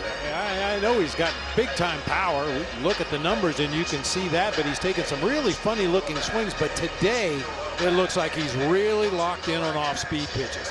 Every breaking ball he's seen, he's either hit hard fair down in that right field corner or jerked foul down in the right field corner. He struck out 6 times in the series. He's had some rough ones, but he's got a few hits in there as well. Ran that sinker in. Now it's full 3-2. Good velo from Riley today. Consistent mid-90s.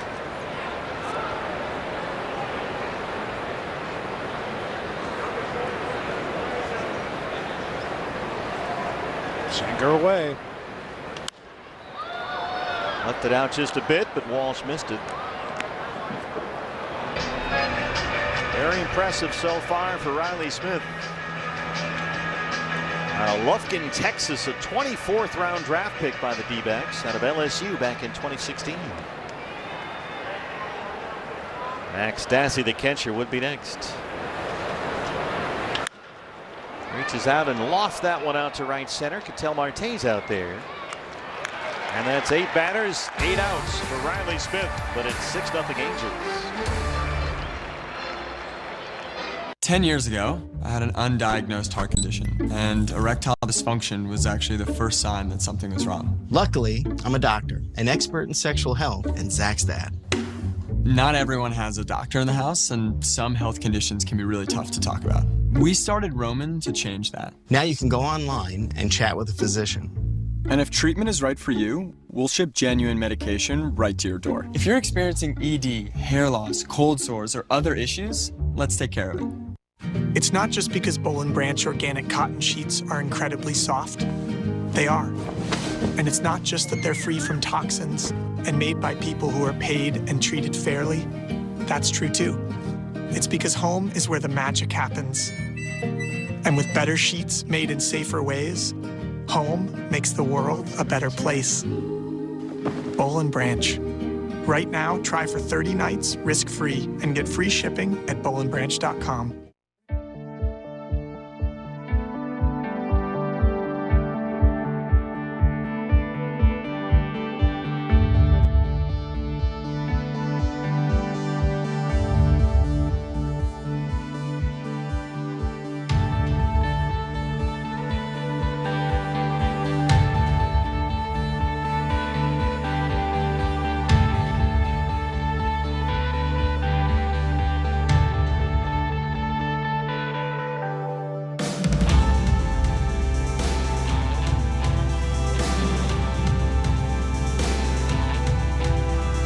Efficient lineup. Now get great offers across our full line. Shop at your local Nissan store and NissanUSA.com. Steve Berthiaume, Bob Brenly back with you at Chase Field in downtown Phoenix. D-backs trail the Angels 6-0. Left-hander Patrick Sandoval has given up only 1 hit, a Ketel Marte single in the first, and now Marte will lead off the 4th. Nice and cool inside Chase Field. D-backs after this one head off to San Francisco. A 4-game set at the Giants starts tomorrow. Matt Peacock will make that start for the Diamondbacks. D-backs are back home on Friday. They'll welcome in the LA Dodgers and put on their new Nike MLB City Connect Series uniforms, the Serpientes. You know who's back for the Giants, don't you? Yes. Speaking of mustaches, by the way. Yeah. Check that out. Giants were shut out at Washington today. They lost to the Nationals at Nats Park 5-0. Johnny Cueto got the loss in that one. In other out-of-town news, and this is shocking, the Reds beat the Rockies 6-2, and neither Winker or Castellanos homered. Oh, yeah, those guys have been killing it. Every night you turn on the highlight show, one or both of those guys going deep. Both deserve to be all-stars for the National League. It's time to start thinking about that. All-star game coming up this summer at Colorado. 2-0 on Ketel Marte. Sandoval has retired the last 8 batters he's faced.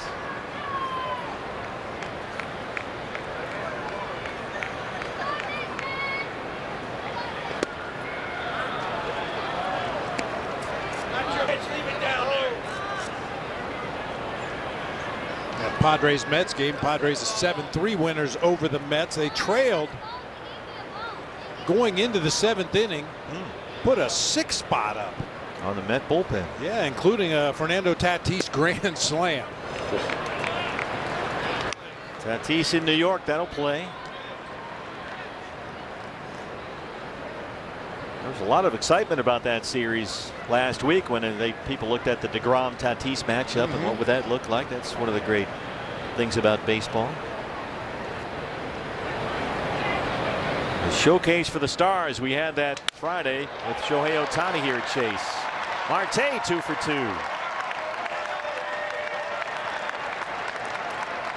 Well, you can't hit a 6-run homer, but you got to start somewhere. It's traffic on the bases. Makes Sandoval work a little bit harder. Sounded like he broke his bat. You can see some toothpicks flying around home plate there as that one splintered, but lines it into left field for a leadoff knock. So he's aboard ahead of Eduardo Escobar. Eduardo popped up on the first pitch he saw against Sandoval back in the first. Angels will give Eduardo the entire right side of the infield.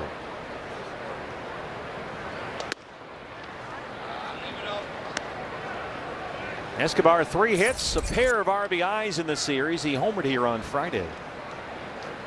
His 15th of the year. He's homered twice in his last 5 games.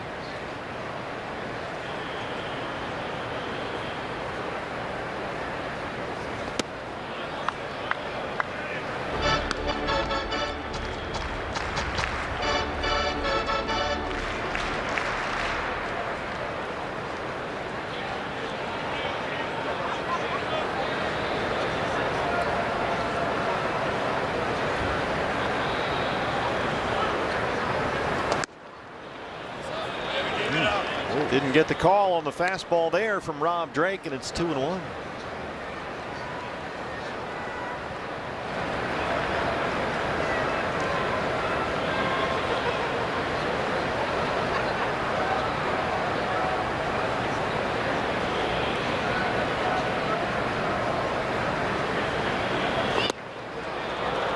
There's that changeup. It is a tremendous swing and miss pitch for him. 32 swings and misses last week. Just an unbelievable changeup, and he throws it in what used to be predictable fastball counts. That's what really makes it effective. I'm sure Eduardo Escobar was ready to drive a fastball somewhere, and Sandoval just pulls the string.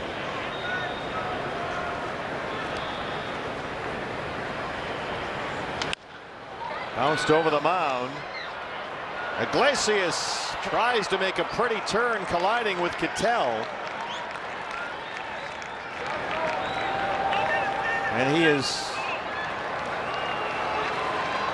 We're going to have a little discussion here with Greg Gibson, the crew chief, as the second base umpire.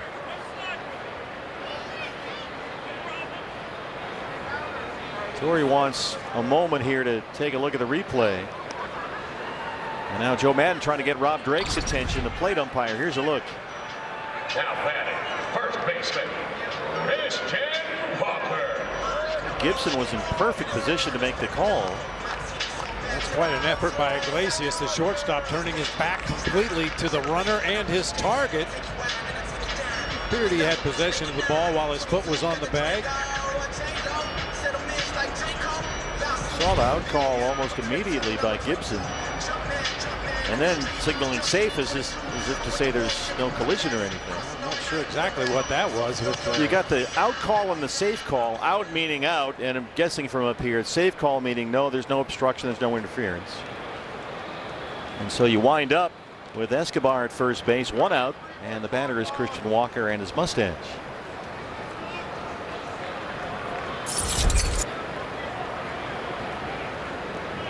Walker grounded out to third his first time.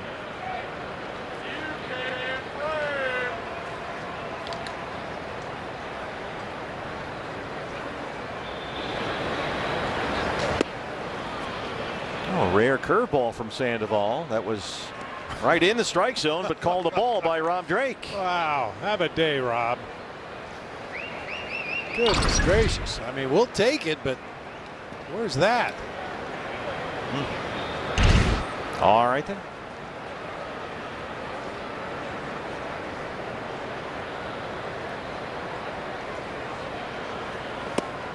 Back to the heater down low. He's kind of spraying that fastball around a little more than he was the first time through. Not quite as crisp with it. And he's behind 2-0.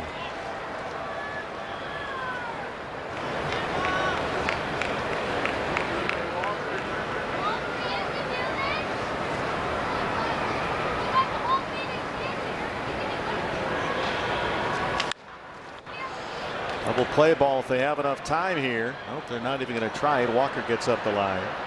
And they get the force on Eduardo.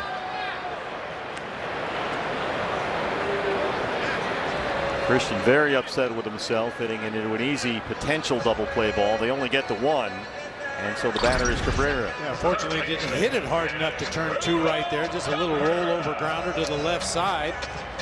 And Eduardo Escobar wanted to make sure he got down and out of the way just in case there was a throw to first base, and comes up just a little bit short. You know, just a bit.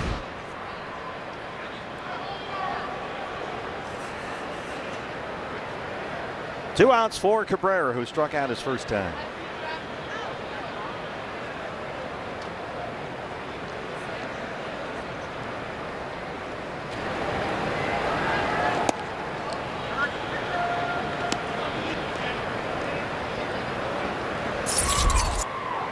So as Drupal now 0 for 13 with 6 punch outs since he came off the injured list, trying to get back in the hit column here. 0 for 7 in the series. He had a 4 strikeout game in the opener on Friday.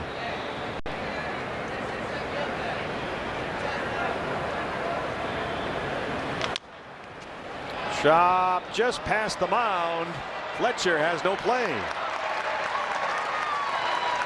Looked for a moment like Sandoval might get to that one, but it just kind of trickled by him, and it was hit too slowly for Fletcher to make a play on Cabrera. And there are 2 on and 2 out now for Pavin Smith. Chopped to the right side once again, because Sandoval falls off to the third base side of the mound after his delivery. He wasn't able to recover in time to get to that ball. By the time Fletcher gets to it, he has no play. Of course, the key for the Diamondbacks is how did Drupal get up the line off that hamstring injury? Didn't seem to be a big issue, which is great news. A chance now for Pavin, who lined out to third his first time up. And lately, this is the guy you want at the plate with runners on base. I'm with you. Pavin has had better at bats than anybody offensively for the Diamondbacks over the last month. Big cut of the fastball up that time. Pavin in his last 21 games is hitting .365. And over that span, he's been getting on base at just about a .430 pace. Walker at second, and Cabrera's at first with 2 outs.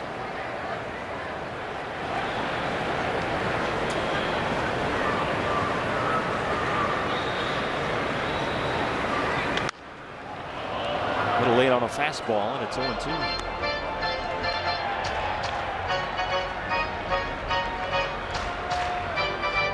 Pavin a little upset with himself there for missing that heater.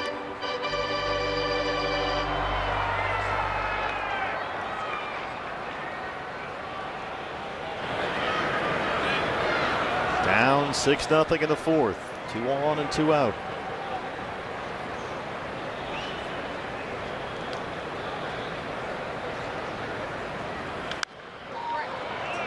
Another fastball. Sandoval, when he's looking for the swing and miss here against the lefty, almost always eventually winds up with that slider. Gotta think that's coming here at some point. He will use that changeup against lefties also, but the breaking ball, the slider, is his better pitch against left-handed hitters. He'll throw anything to anybody.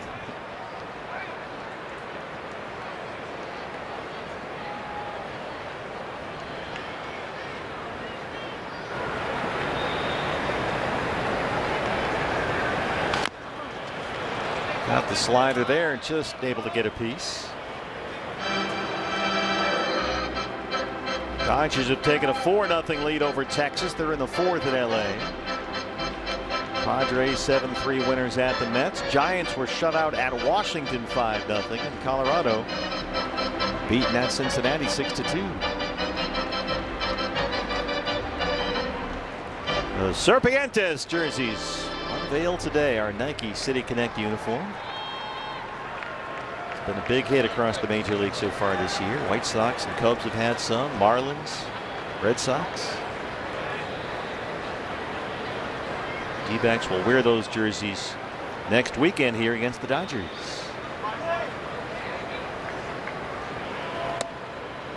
Missed in with a fastball. 1 ball and 2 strikes.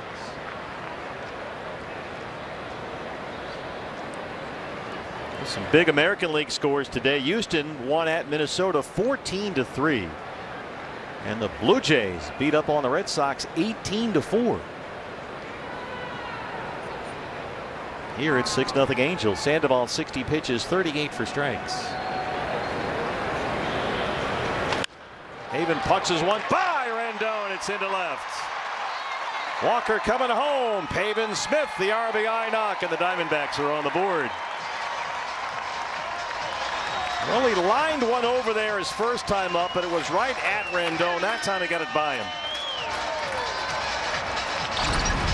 Pavin Smith has been the money hitter in this Diamondbacks lineup recently, and he cashes in again. Pushing Walker off on contact with 2 outs in the inning, and he'll score without a play.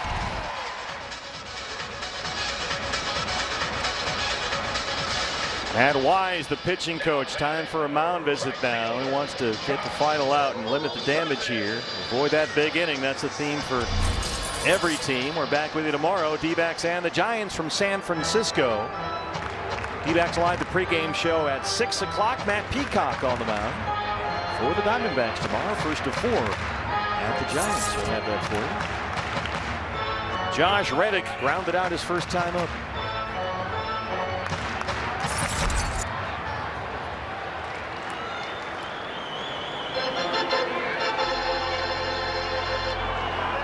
As Drubel is the runner at second base, Pavin Smith at first, so not a lot of speed on the bases here.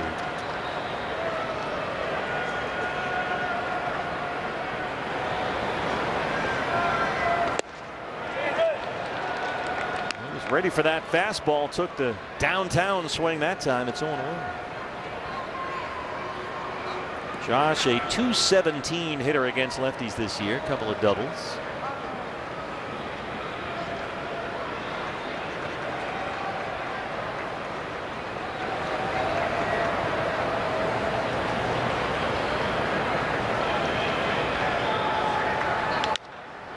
Chops it up the middle.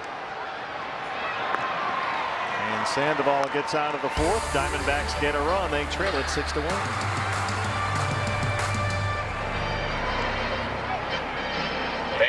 Hey Pedro, what was it like when you won your first Cy Young Award? Well, I was... What about when you won the pitching Triple Crown? Well, How did you feel when you won a World Series? I was, What's it like to be an 8-time All-Star? The analyst of MLB Tonight, answering baseball's toughest questions. Hey Al, I'm just wondering, during the demo on MLB Tonight, what was that meatball you threw? Meatball?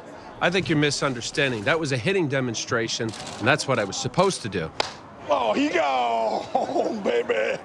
Right. I think that ball's still traveling. Any farther and you need a flight plan for it. Next question.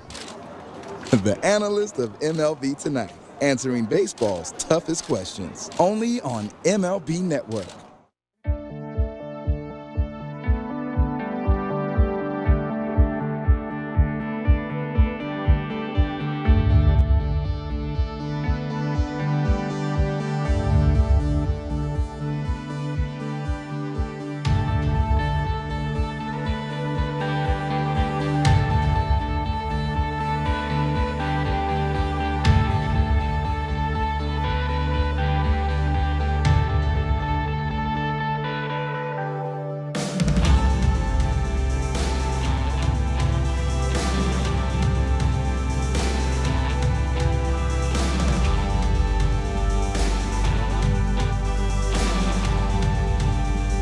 Brought to you by Sanderson Ford, and the Diamondbacks get on the board with Pavin Smith, RBI, 6-1. Angels have the lead here, and the Diamondbacks, as you talked about a little bit ago, Steve, the new uniforms unveiled earlier today at Las Serpientes. I saw a bunch of them already on the concourse today, so on sale at the team shop. And the Sonoran sand color refers to the team's desert roots and Arizona's Hispanic culture, and they did get some input from the players. David Peralta saw the gold design. He really liked it, just how unique it is. And what I want to know, guys, is Eduardo Escobar is frightened of cats, even a stuffed cat, a stuffed animal cat.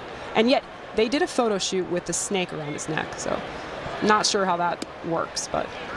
I mean, I'm a dog guy myself, but I'll take cats ahead of snakes every time. I'll take just about anything ahead of snakes. Max Stassi, who homered in the first, leads off the fifth. Yes, he went. And Merzel down there at first. Stassi with a home run is now homered in 4 of his last 8 games. His home run the 5th this year for him. And he's caught looking at a sinker. Boy, Riley Smith has been impressive. Came on in the 2nd inning in relief of John Duplantier, who retired only 4 batters in the ball game, and Riley has retired all 9 he's faced. Just attacking that strike zone. Hey, he first came in the ball game. The first 6 hitters he faced, he threw a total of 14 pitches. Then Justin Upton and Jared Walsh at the top of the order saw 16 pitches in their 2 at-bats. That's why they're up there, I guess, right? Rendon 0 for 2.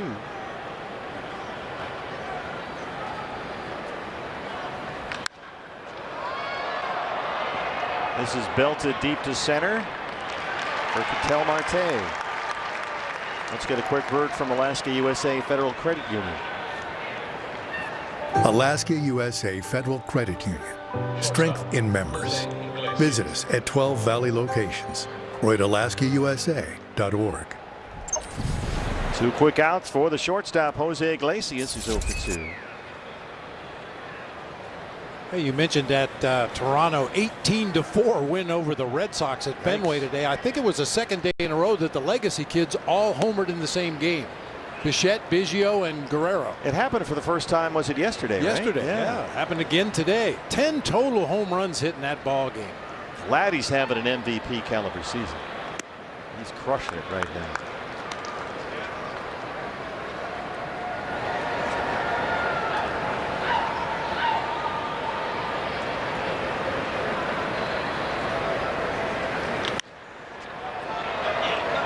Iglesias near the line. Pavin Smith is there. 11 consecutive batters retired by Riley Smith.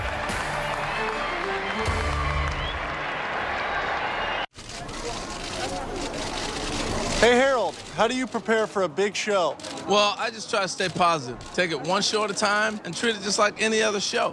How do you feel about the other analysts you work with? It's a great group of guys. We're all on the same page. I'm just happy to be here. What's your prediction for the season? We'll see what happens. It all comes down to execution in the studio.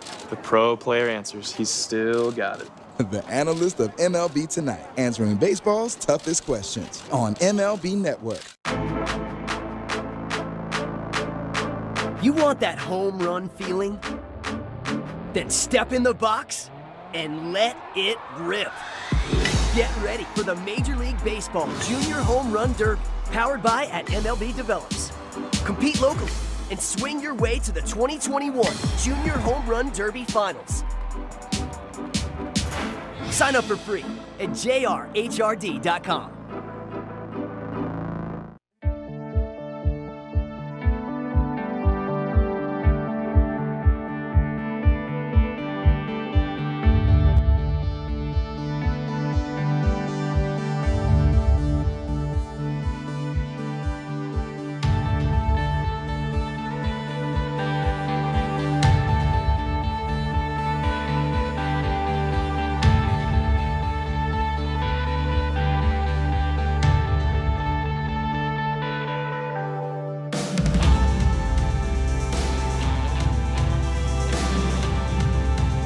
Say. That's right. That is the look you want. That's outstanding. That's awesome. D-backs and the Angels here at Chase Field. Don't forget to grab your Diamondbacks fandom card by Gila River Hotels and Casinos. Gain access to exclusive offers like 15% off at our Chase Field team shop when you use the card by Gila River. Of course, the new Nike City Connect jerseys are all in there. The Serpientes jerseys. I don't know about Unicorn Princess outfits. They could probably make a call or something. Yeah, I'm sure we could do something with that. That's outstanding. Nick Ahmed will lead off the fifth. D-backs trail at 6-1. Love to see the kids with their gloves at the ballpark. We've had a lot of youngsters here this week. Yeah, it was a great weekend. The day game yesterday, we saw a lot of kids out here at the ballpark, and same thing here today on a Sunday afternoon. Well, yesterday, only the second Saturday day game we've had at Chase Field since the start of the 2014 season. And we had a good crowd, another good crowd today. Nick Ahmed now grounded out his first time up.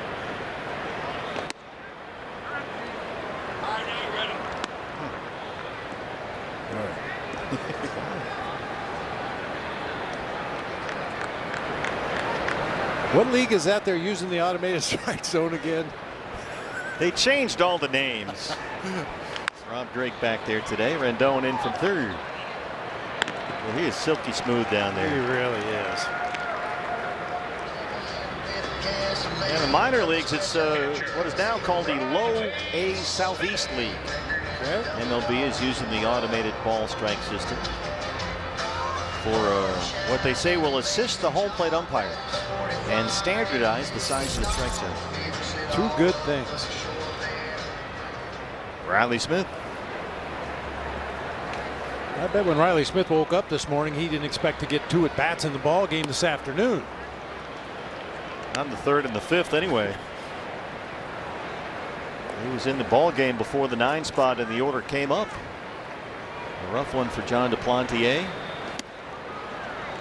6 runs all earned on 6 hits and just 1 1/3. Dupe threw 44 pitches, 29 strikes. Luis Ureta, the bench coach, on the left there. Pipe, as he's known here. Sandoval makes short work of Riley Smith. 2 outs in the fifth. Funny for a guy that's got all these swings and misses and had 10 strikeouts in his previous start last weekend against Seattle. That is only his 3rd strikeout today. Carson Kelly 0 for 2.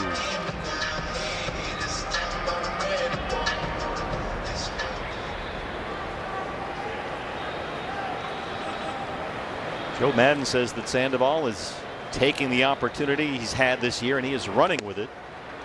And that's easy to believe watching the highlights of his start last weekend and what we've seen today. Yeah. He seems, Madden says, just more comfortable in his major league skin is how Joe put it. I guess a 2nd inning 6-0 lead will make you comfortable. That'll help. He's got really good stuff. Kind of a deceiving delivery. He's more over the top than you would anticipate. He's almost directly overhand in that delivery to home plate, which makes that changeup all the more effective. There it is.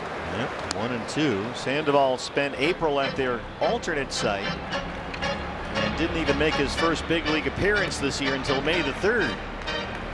And then his first 3 outings were all in long relief, so he sort of worked his way into this rotation. It doesn't look like he wants to give up his spot anytime soon. Right to Walsh. He played 5. D-backs trail at 6-1.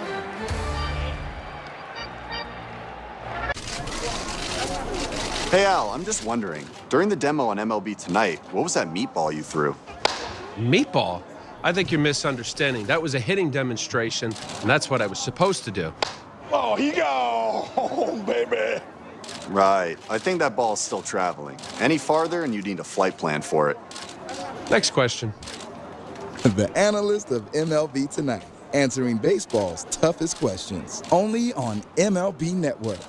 Hey, Pedro, what was it like when you won your first Cy Young Award? Well, I was... What about when you won the pitching Triple Crown? Well, And how did you feel when you won a World Series? I was, What's it like to be an 8-time All-Star? The analyst of MLB Tonight, answering baseball's toughest questions.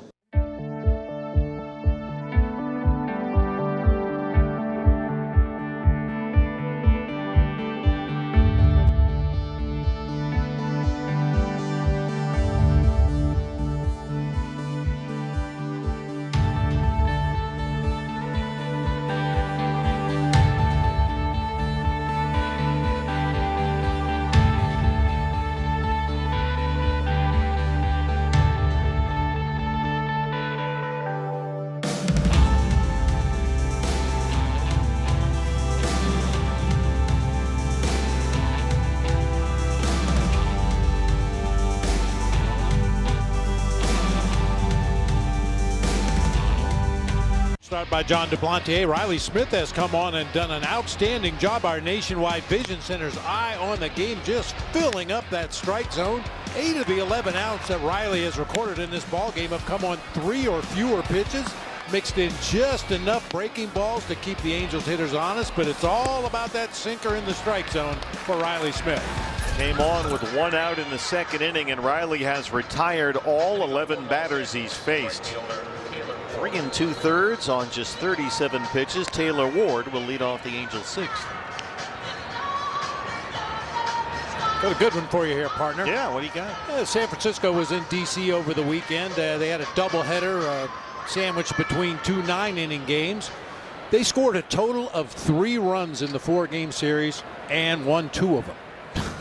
That ain't fair. A 1-0 win in the first game of the series, a 2-1 win in the first game of the doubleheader, and then they got shut out 2-0 and 5-0 today. How about that? Score 3 runs and win 2 of 4 games. Run prevention is as good sometimes as run production. Taylor Ward singled and scored in the second.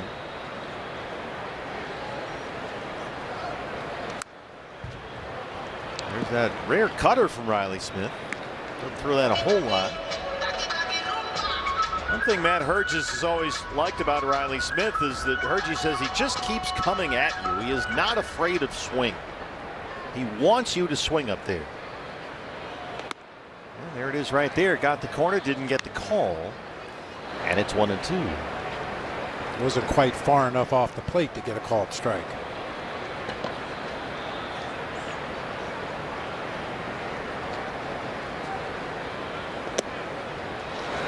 Trying a slider out there, now 2-2. Riley will tell you he is out there to pitch with an agenda.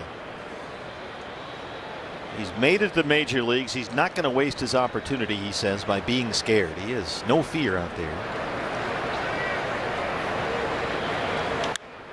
Got that one in on the hands. Get off me. That's that sinker that comes to eat right there. See, when you can get a run a pitch in there at 93 on a right-hander like that, what have you got to be scared of? Nothing. Lagares on deck.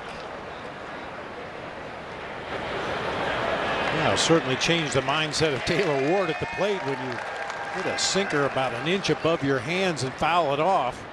And then go down and away. A little too far out there. Now it's full. Tried to do right there. Up and in, low and away. It's always been a good formula.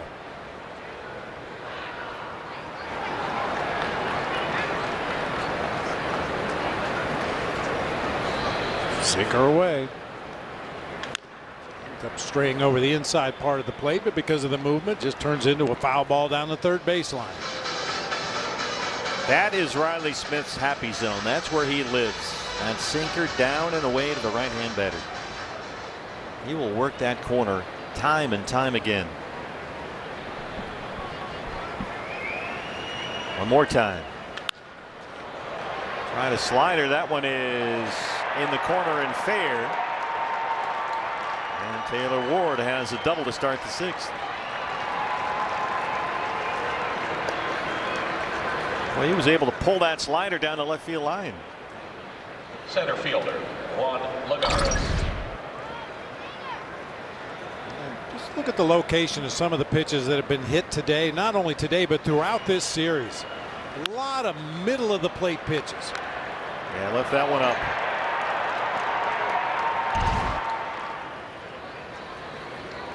The center fielder, Lagares, 0 for 2.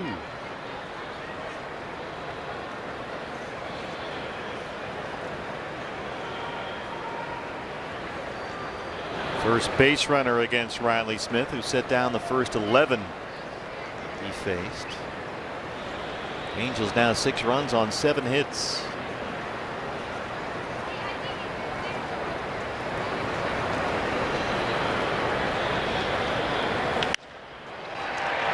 Down the line, this will get a run home to make it 7-1.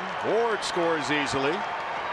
And Lagares as the RBI, back-to-back double, start the Angels 6th.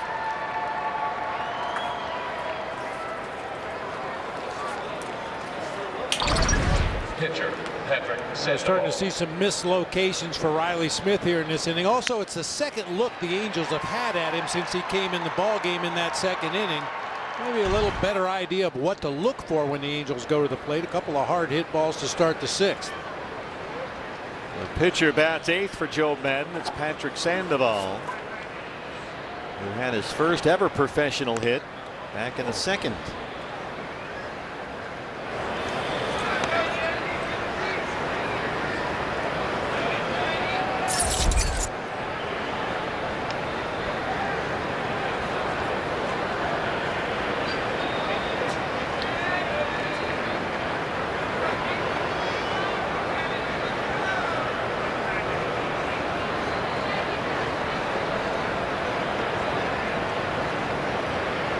From the corners one more time.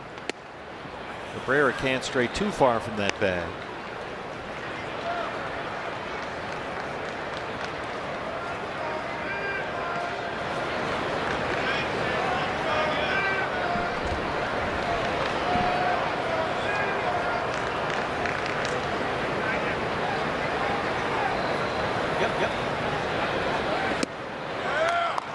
Curveball, swing and a miss. That's out number 1.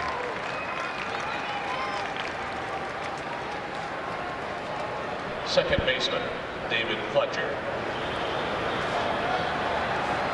Second baseman is David Fletcher, who bats 9th for Joe Madden.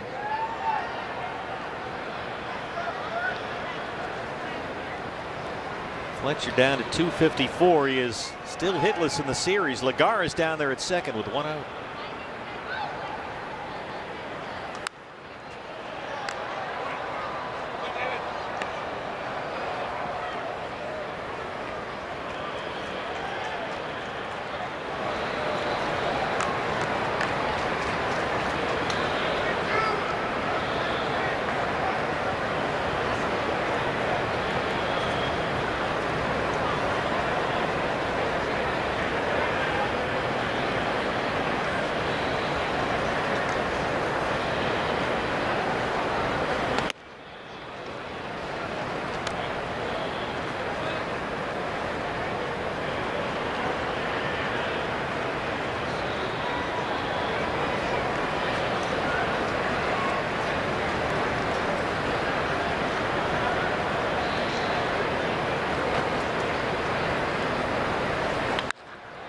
There's another one out to left field. And that gets to the wall. Lagares will come on in. Third double in the inning. And the Angels lead at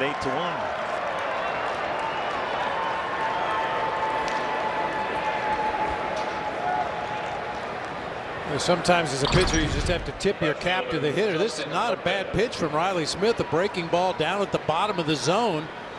Kind of got Fletcher out on his front foot, but you can see Pavin Smith at the very top of your picture shading way over into the gap in left center. If he's playing straight up, that's a routine fly ball to left, but because of the shift it drops for an RBI double. 3 doubles in a span of 4 batters. Now the leadoff hitter Justin Upton. Angels now 8 runs on 9 hits.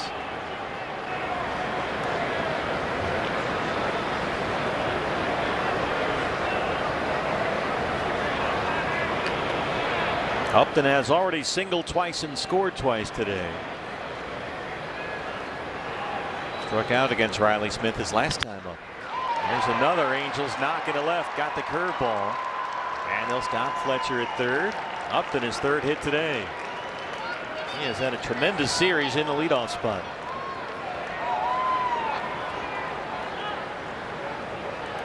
And Hergis going to get out there and try and calm things down. And usually that means some activity in the bullpen. Mike Fetter's kind of headed over toward the bullpen phone down there in the left field corner. As I mentioned just a moment ago, I think it's a combination of things in this inning for Riley Smith. He's made some location mistakes against the Angels hitters. They have a better idea of what to expect second time seeing him, and they're not missing those mistakes now. Let's remind you, friends, you can enjoy the game with friends and family from your own private suite here at Chase Field. Sit right behind home plate in the batter's box or check out our iconic pool suite. And reservations are now open for all games this year. Call to secure at 602-462-4600 or visit dbacks.com/suites. There it is. This is the day to be in the pool. Yes, indeed. Going to get a lot hotter from what I understand over the next couple of days. The governor was giving us the weather report earlier. Jared Walsh, an RBI double in the second, 1 for 3. He was looking for a sinker and he got one but missed it. And it's 0-1.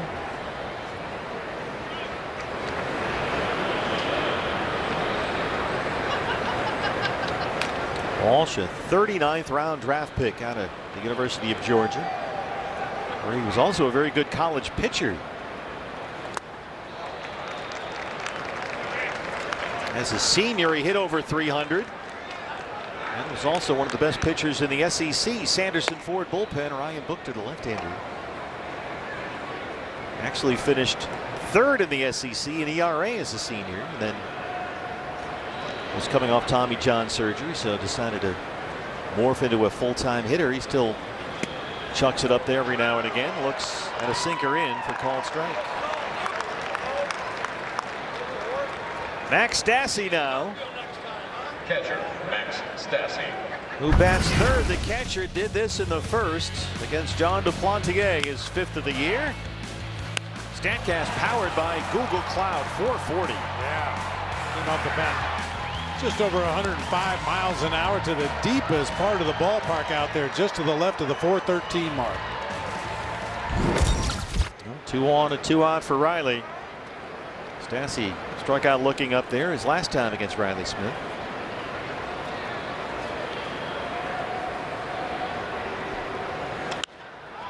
Hits this in the air to right field. Josh Reddick is there. Angels add 2 more. D-backs trail at 8-1.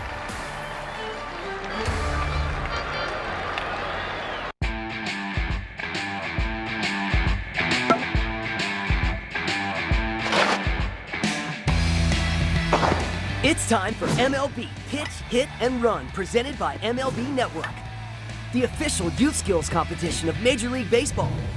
Sign up today for your chance to play your way to the 2021 Pitch, Hit, and Run National Finals. Sign up for free at pitchhitrun.com. Carlos, where did your signature term placata come from? Placata is just an expression my brothers and I used when we were kids. It means good, solid contact, usually resulting in a home run. Placata! The analyst of MLB Tonight, answering baseball's toughest questions.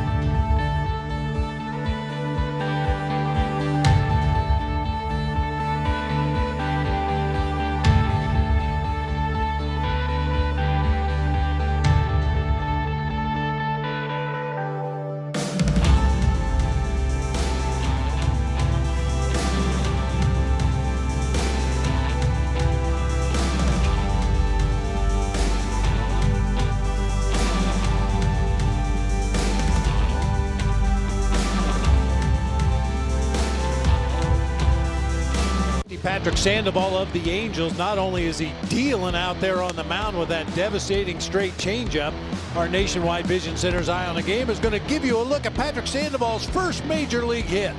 Bunt situation, he pulls the bat back and chops one through into center field for a base hit. He's had quite an afternoon. And Sandoval now holding an 8-1 lead. Had a lot of swings and misses. There, time to muscle up here. Yeah. There you go. Ketel Marte will lead off the 6th against Sandoval. Well, the youngsters have had their A game out today. Only 3 strikeouts despite all those swings and misses. 1 run, 4 hits, and 5. He's not walked a batter. D-backs with 4 hits. Marte has 2 of them. He's singled twice.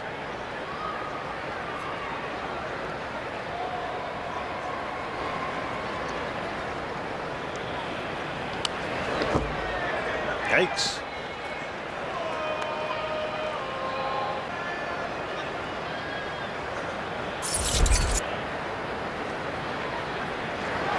Singles by Ketel Marte in the 1st and 4th. As Jubal Cabrera, Pavin Smith back-to-back singles in the 4th inning. Both with 2 outs. Pavin had the RBI for the D-backs' only run, and that has been all the offense so far.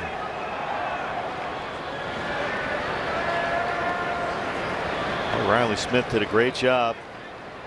Set down the first 11 batters he faced in relief of John Duplantier, who was gone with 1 out in the 2nd.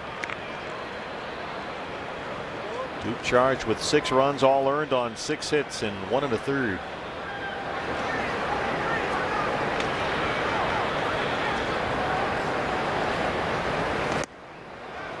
Well, that changeup is as effective as ever, no matter how often you see it, it seems. 2-2.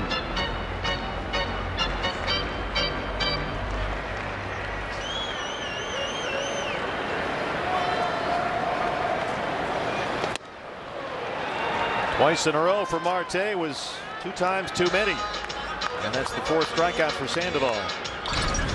Second baseman, Escobar. I don't know how else to describe that pitch. It's one of the best changeups I've seen. I mean, wow. From that overhand delivery paired with that high 90s fastball, it just nearly impossible to judge when he's going to throw that changeup as opposed to a 96-mile-an-hour heater. Eduardo tomahawks one deep to center. Lagares is at the wall, and he's got it.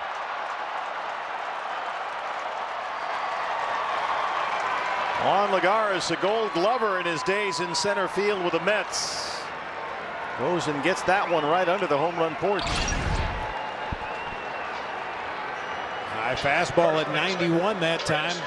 Looked like Eduardo got it on the barrel. Unfortunately, hit it out there to the deep part of the ballpark, giving Lagares just enough room to get back to the barrier and make the catch. That has always been his calling card, Juan Lagares. The defense in center. Sandoval likes it, and why not? And those good defensive outfielders like Lagares, they feel with their feet. He gets to the warning track. He could tell the difference in the crunch underneath his cleats. He knew he was getting close to that barrier. He never looked back at the wall. He was trusting that he would know when he got close to the wall.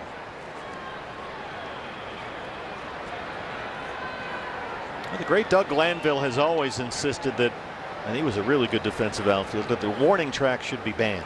Really? Because there's no uniform distance or surface for a warning track. That is true. Doug would always say, okay, you know the warning track is there, but you might be on the road and not all that familiar with the ballpark. It might not tell you much because there is no set standard length or even surface. Some are, you know, different pebbly types of surfaces or dirt. It's an interesting theory. Doug has a lot of them. That's why many times the first game of a series you'll see the coaching staff for sure, and many times the outfielders, the catcher, the corner infielders, they'll walk around foul territory. Yeah. You know, what kind of surface is here? If the ball gets by me, is it going to ricochet back to me? Am I going to have to run all the way over to the fence to pick up the baseball? Just do your homework before the first game of the series and hopefully avoid some of those questions during a game. One of the great things about baseball, you know, all the ballparks have their own special quirks. But Doug would always say, if you're an outfielder, you got to think ball, wall, ball. See the ball, then look back, find the wall, then go back to the ball. Don't rely on the warning track that way. Shot that one foul. And it worked for Doug for a long time. He was a great defender. Sure did.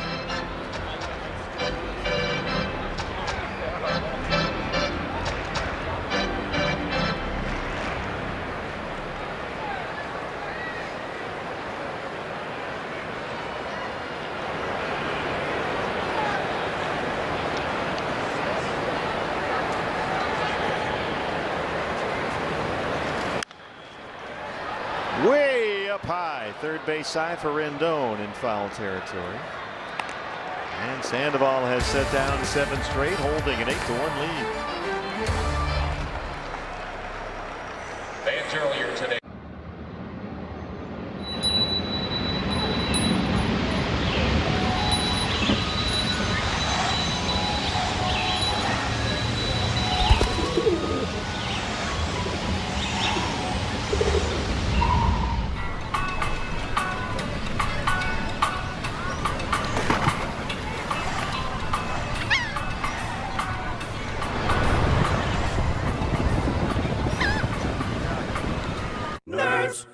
Have new money goals this year? NerdWallet can help make them happen. Like getting auto insurance to match your new 0-mile commute? We have tools for that. Want to refinance your mortgage and put those savings into the college fund? We have tips for that too. Or get a low-interest credit card for your long-awaited honeymoon? We can help you find the one. Credit card, that is. Discover and compare the smartest credit cards, mortgage lenders, and more on NerdWallet. For all your money questions, turn to the nerds.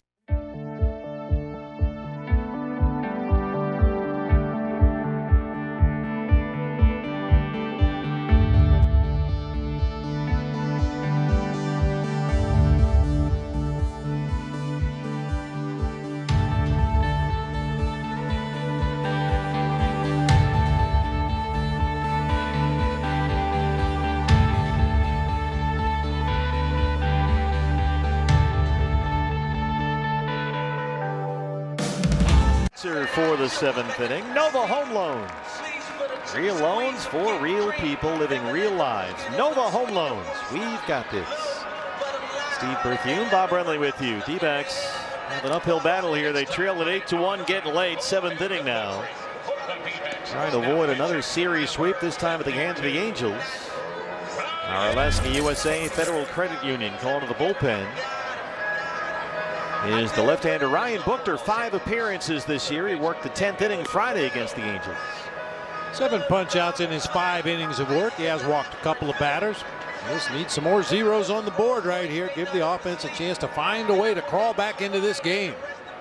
Well, face the cleanup hitter Anthony Rendon. 0 for 3 so far. He'll lead off the Angels 7th.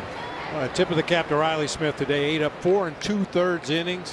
Gave up only the 4 base hits, struck out 5, didn't walk a batter, did give up 2 runs there in his last inning of work.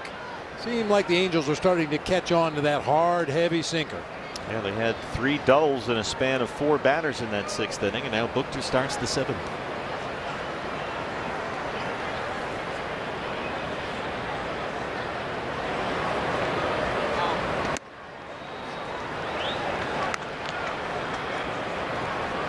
Rendon has hit safely in 3 straight games, 6 of 7.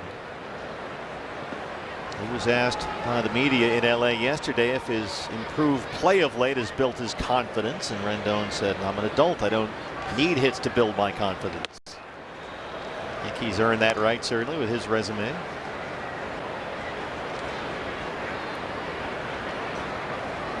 Once the 6th overall pick out of Rice by the Nationals. Played 7 seasons there. Won, of course, a World Series in 2019. And then cashed in big time. $245 million. Lifts that one foul ground right side. Walker runs out of room.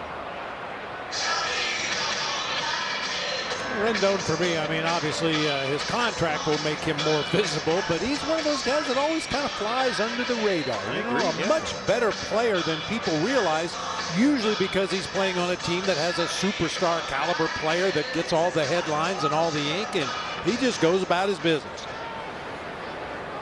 Well, he becomes a $38 million a year player for 4 years at the end of that deal. So somebody recognized. Yeah. But you're right. He's not the first guy you think of in terms of hitters and RBIs, and a very smooth defender. He was enormous for them in the postseason a couple of years ago. Every time he came up there, you thought, all right, this is going to be the moment. And oftentimes it was.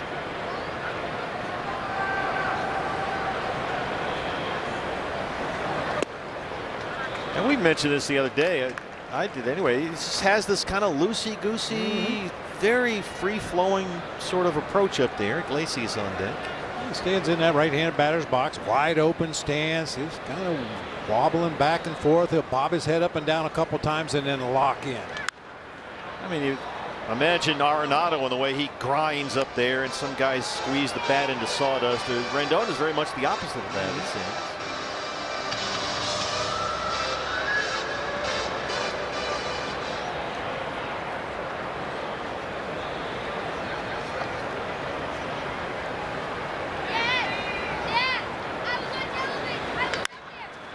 Third base, nice high hop for his Drupal.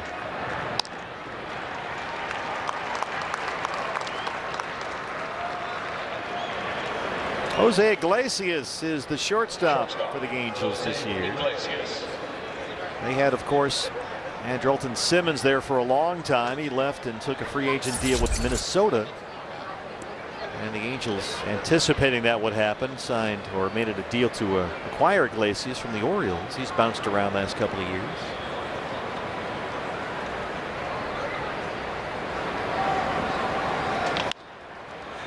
Chops this one out to Pavin Smith in left.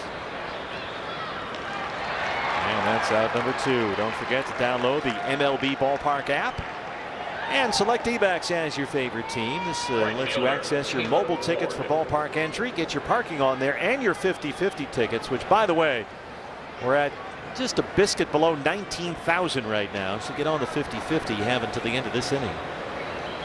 Download now the MLB Ballpark app. Taylor Ward.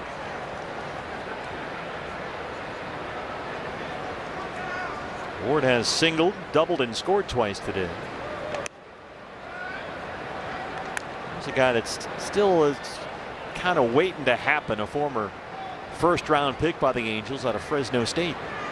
That was back in 2015. The Bulldogs.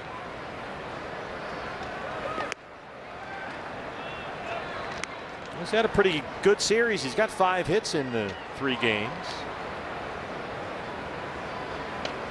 Spent April at their alt site. Didn't make his Angels debut this year until May the 5th. They've had to move some pieces around, of course. There's without Mike Trout. They decided to part ways with Albert Pujols.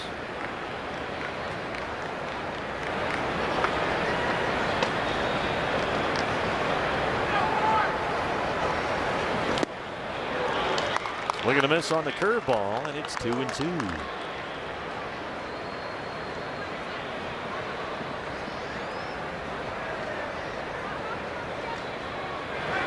Try to rush him inside with a fastball. Well, off the corner. Miss in your favor, as you always say. Get that in there. Don't leave it out.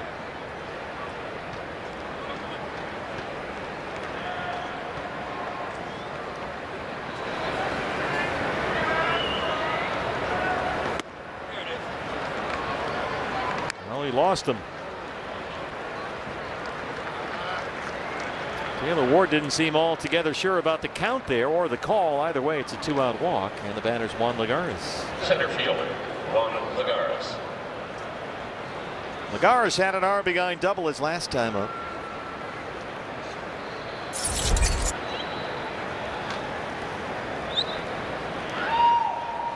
He doubled in yesterday's ball game as well, now at 225 on the year.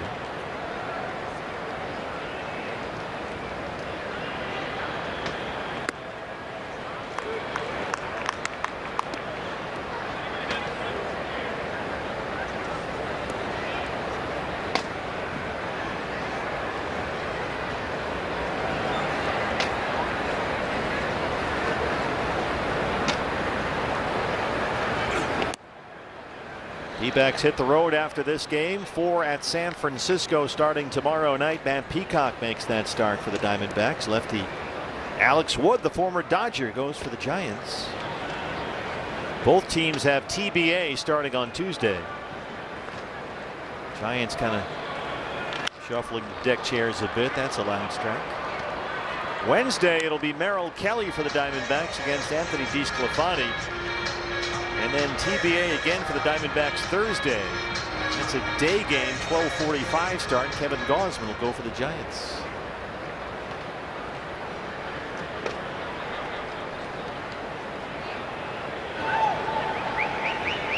Giants beating at Washington today at Nats Park, 5-0.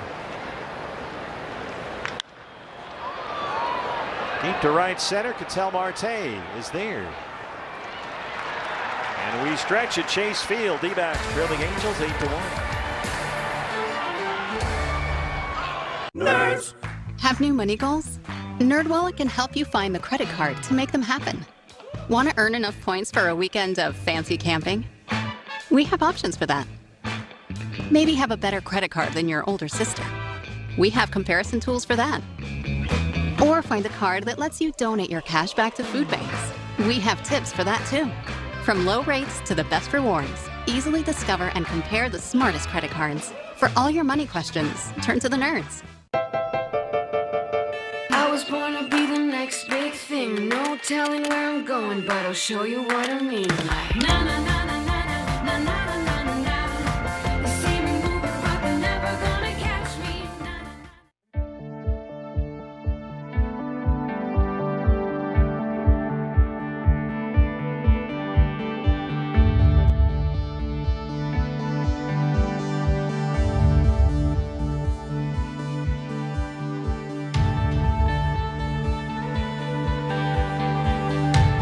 To 1.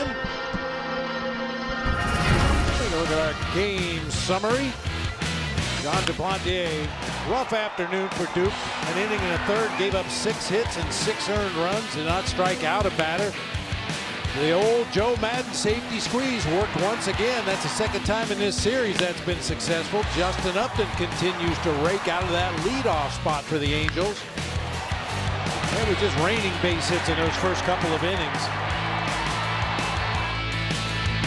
David Smith got the D-backs lone run of the game, drove it in with a base hit to left field, chasing home Christian Walker, who had reached on a fielder's choice. And Riley Smith, a real nice job for 4 innings, and then kind of ran out of gas in his last inning of work, gave up a couple of tack-on runs for the Angels.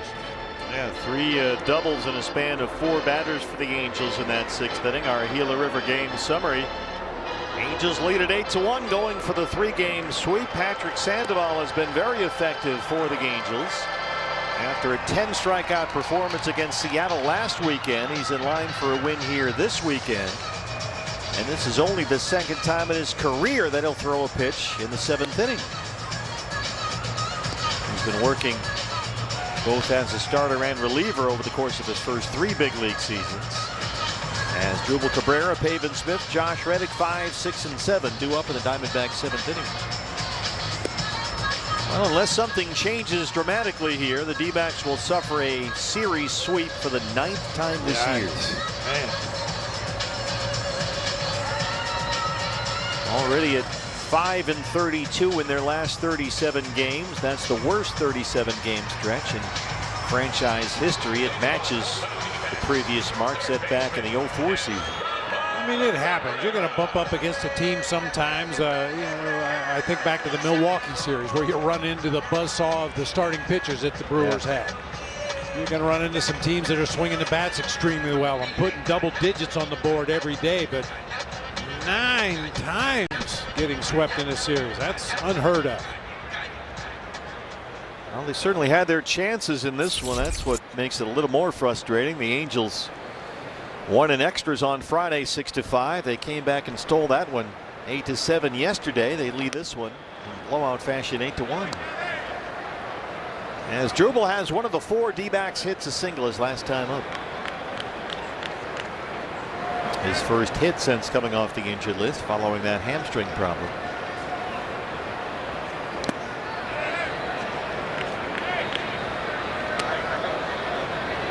Last time Sandoval, and the only other time he threw a pitch in the 7th inning of a ball game, August of last year against the Dodgers.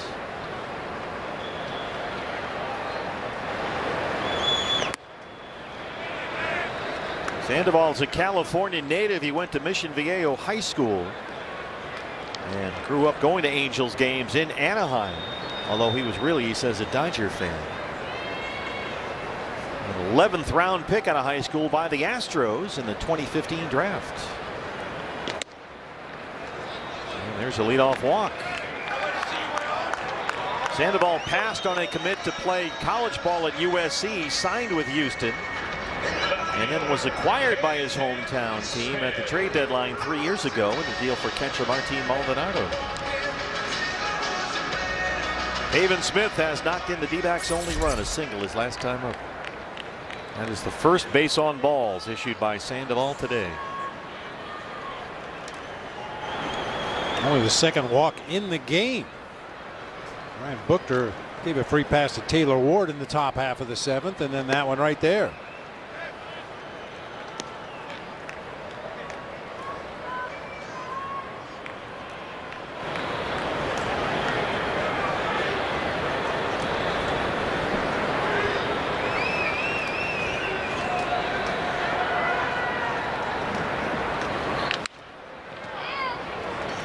Trying to turn on a fastball in. It's 1-1.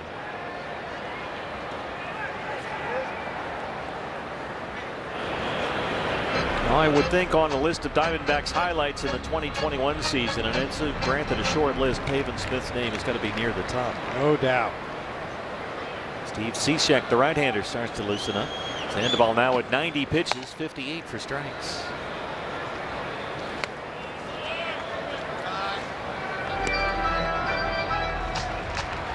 That's one of the things you find out over the course of a season like this, especially with all the injuries. Well, what do you have? What do you move forward with? And I think the emergence of both Pavin Smith and Josh Rojas are two things you'll take with you. One thing that will need to be determined at some point, unless they're both going to continue to play multiple positions, is where are you and they best served? Should Pavin Smith be at first base? Should he be in the outfield? Should Josh Rojas be in the outfield or in the infield? A lot of that depends on the assemblage of players around them where they end up playing. I was talking to Gonzo about his son Jacob, who's playing in the Giants system. He was a second-round pick by the Giants a couple of years ago, and at the lowest levels of their minor leagues, they just have everybody play everywhere, and they kind of sort it out based on what they see.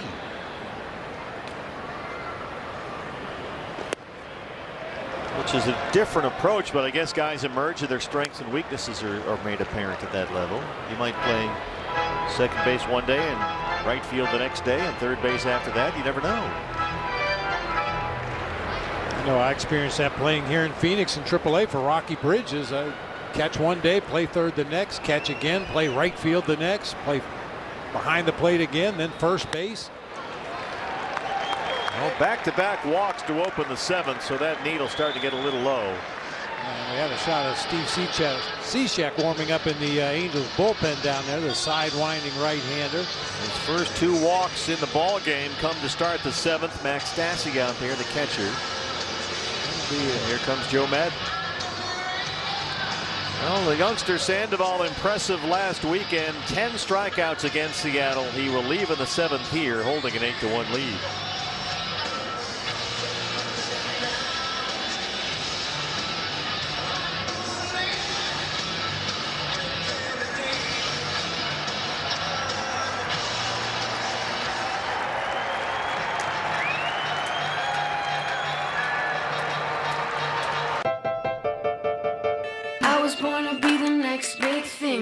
Telling where I'm going, but I'll show you what I mean. Like na na na na na na na na na na. You see me moving, but they're never gonna catch me. Push your favorite players to the top at the Midsummer Classic in Colorado with the Google MLB All-Star Ballot. There's something to cheer about. Go to MLB.com/vote or search for your favorite players on Google. Vote daily to turn these major stars into all-stars. What can't he do? The top 3 at each position will advance. Then it's time to get them to the peak by voting for the All-Star starters. The Google MLB All-Star Ballot. Help put your team on top. What a game!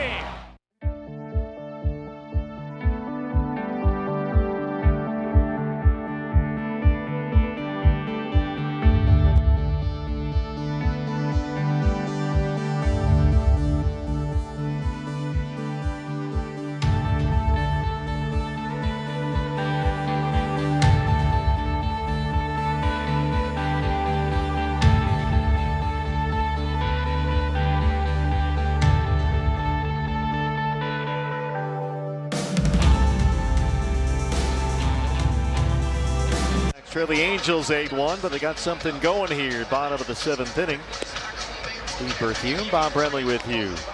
D-back trying to salvage the series finale here. Joe Madden for the first time today goes to his bullpen. Alaska USA Federal Credit Union from Falmouth, Mass. That's a Cape Cod League hometown. Yeah. Steve Cishek, the 34-year-old, I guess, submariner. Sidearmer. More sidearm, yeah. It doesn't quite get down there as low as some of the submarine pitchers in baseball. You see his numbers on the season, averaging right at a strikeout per inning, but a high walk total, 18 in 26 and a third. Sandoval impressive once again. First 2 walks he issued in the ball game were to start this inning. He's a little frustrated down there, but he certainly pitched well. Just 1 run on 4 hits and 6+. And now Josh Reddick comes up against Cishek. Reddick so far has twice grounded out to shortstop. He's 0 for 2.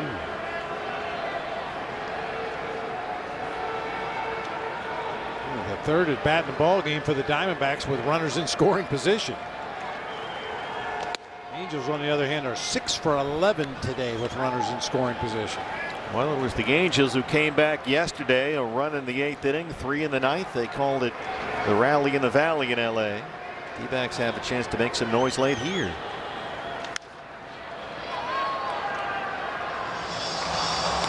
Joe Madden obviously determined not to allow the Diamondbacks to get any momentum here.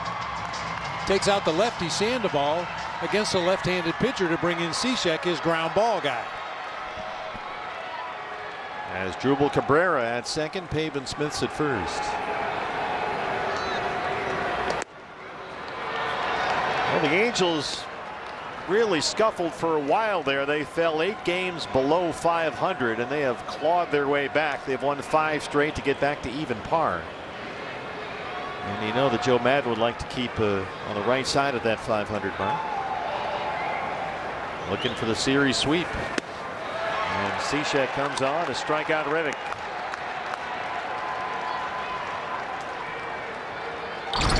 Just went after Reddick with some fastballs right there. Up in the zone, inner third of the plate, and Reddick swings right through it that time. Ouch.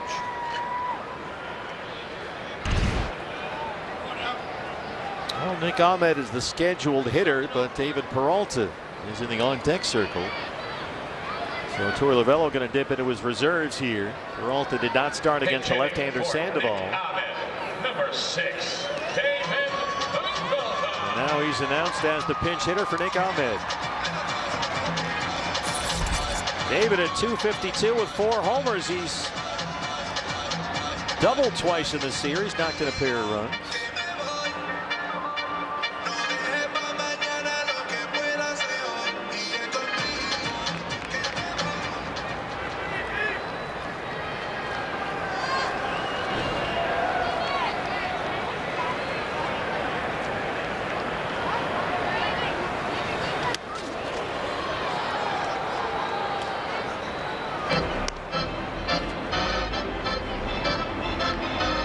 Ford bullpen, the right-hander Kevin Ginkel.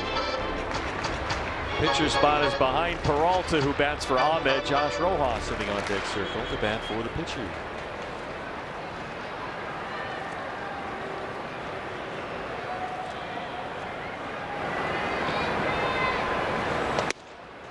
Torey Lovello knows if he's going to get back in this ball game, it's got to be right now with those 2 walks to start the inning. So we will go right to the bench for the big bats, Peralta and Rojas.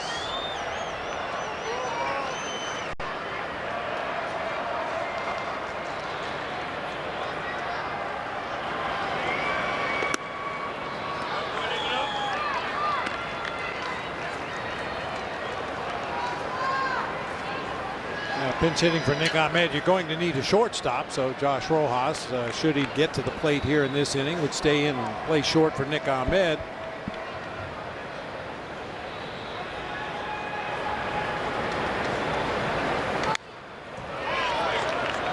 Got a sinker on 2-1. We got a quick report from Reno, partner. Yeah. They're 20-13 going into play today, leading the AAA West. Dalton Varsho with a big day. Single, double, a 2-run homer, his 5th of the season. Drove in 4 runs. The Aces are up 10-6 in Las Vegas, so they will extend their lead in that AAA West. 21-13. Good for Dalton. Blake Lawley's done a terrific job. Jeff Bajanero, the pitching coach up there. And Peralta rolls it into center. Make it 8-2.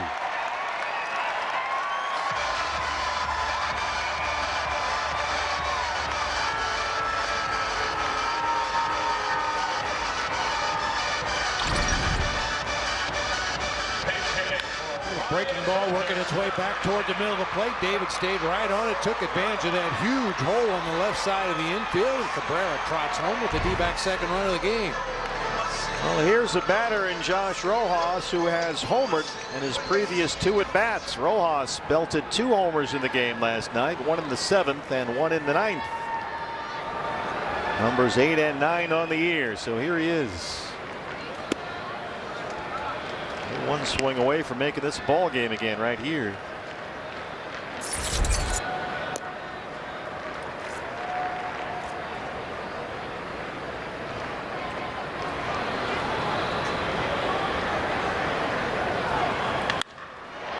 Lines right to Fletcher at second.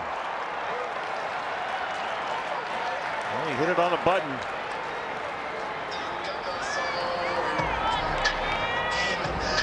Yeah, last few games, Josh Rojas looks a lot like the Josh Rojas we saw in the Cactus League. When he gets a pitch in the strike zone, he is barreling it up almost every time. It's a big hang with him right there. Carson Kelly now, 2 on and 2 out. D-backs have been out hit 10-5. They trail at 8-2. Carson 0 for 3 in the leadoff spot. And here comes Matt Wise, the pitching coach.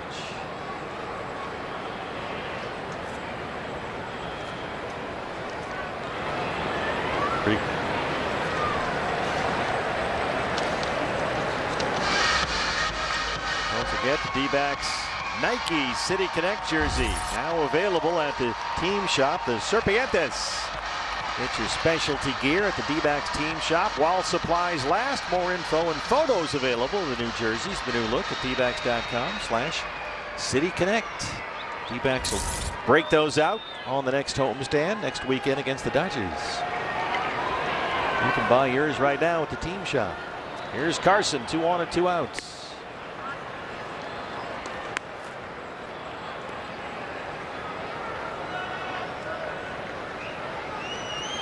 Most of the major league teams having a City Connect Series uniform day. A lot of teams have unveiled theirs already. This is the D-backs' turn coming up next weekend.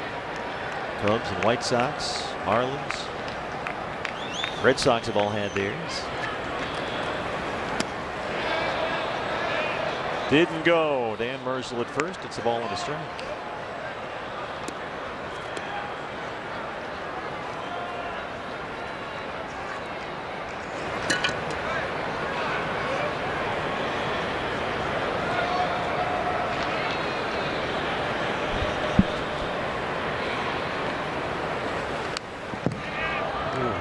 Fastball up that time. Carson Kelly a little frustrated with himself. That's a pitch he thinks he should have done a little more with that time. It's been slow going for Carson. He missed 10 games when he took that foul ball off his toe in the middle of May. Since he's come back, he is 7 for 54. The hits have been hard to come by.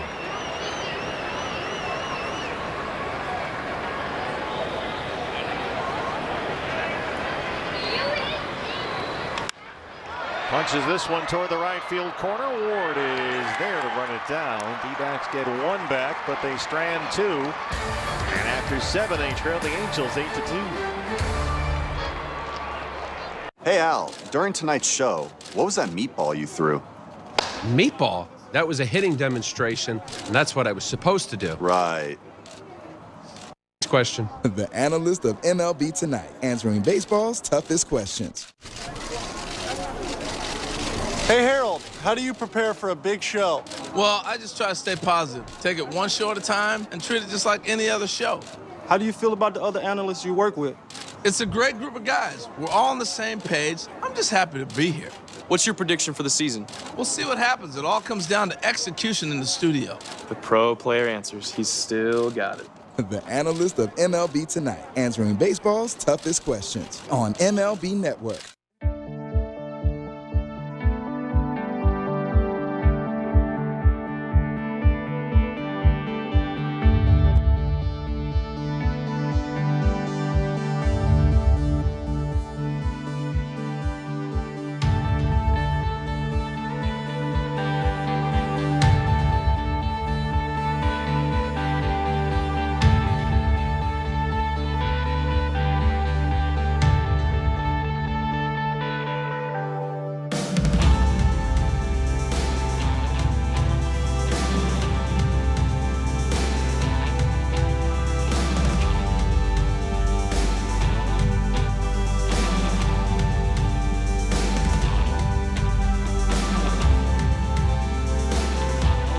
Youngsters with us on this Sunday afternoon. Nice and cool and comfortable inside Chase Field.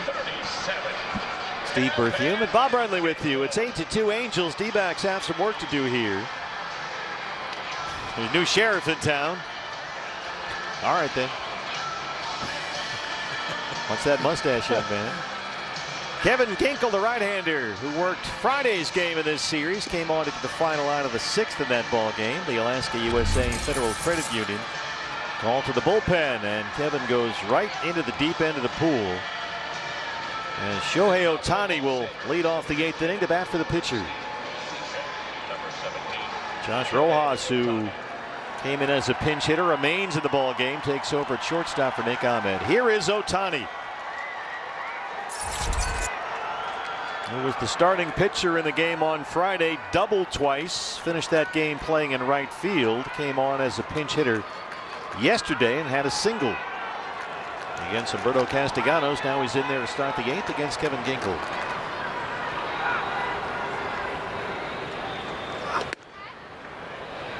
Ohtani 270 on the year. He's belted 17 home runs. Tremendous power. Big guy at 6'4", 210 pounds. 26 years old. There's the Ginkel slider. It's a ball and a strike.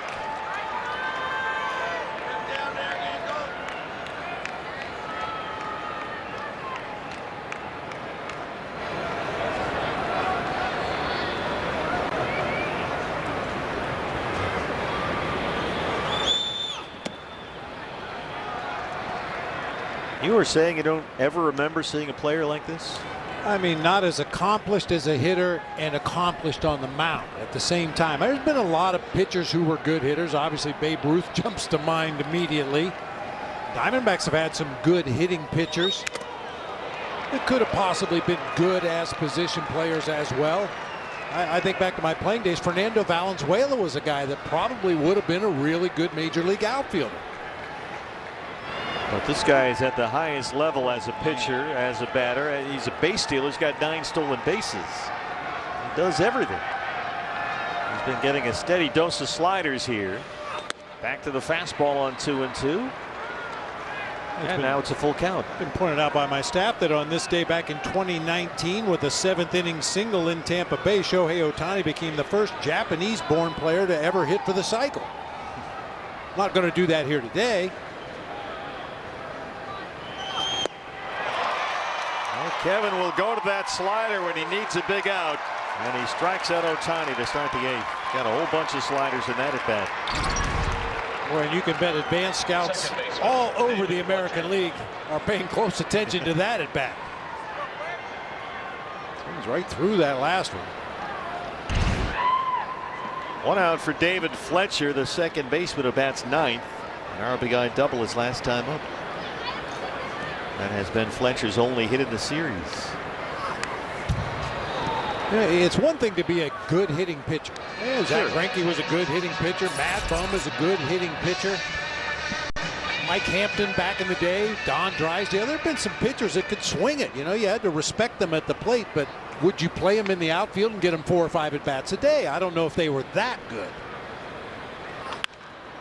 Off the side of the mound, and that one rolls into right center. Fletcher, another base hit. And now it's Justin Upton, who's been on base this entire series from the leadoff spot. Left fielder, Justin Upton. Pesky. Good word to describe David Fletcher. Just puts the ball in play, takes his chances. He's had a rough series here against the Diamondbacks this weekend, but he's going to get on base an awful lot for Joe Madden. Upton now kind of gives you in that Angel uniform that David Eckstein vibe. Yeah, good call. Upton has 3 singles. He scored twice and knocked in a run. 96 is in there for a strike, 0-1.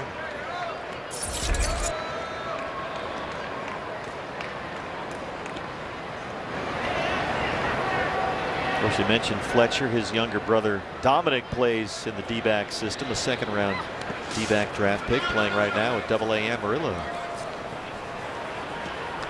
Nice job by Carson Kelly. Dirt dogging back there behind home plate. That time the Kevin Ginkel slider ended up over in the left-handed batter's box.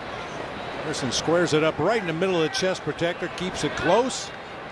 Nowhere for Fletcher to go that time. Walk and recover.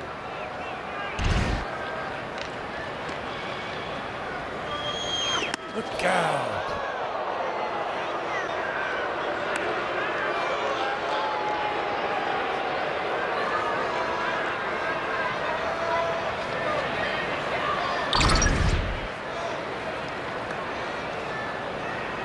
Upton turns away from that pitch up and in. Talk about it all the time. You try to do a turtle, pull your head down into your shoulders and turn away from the pitch.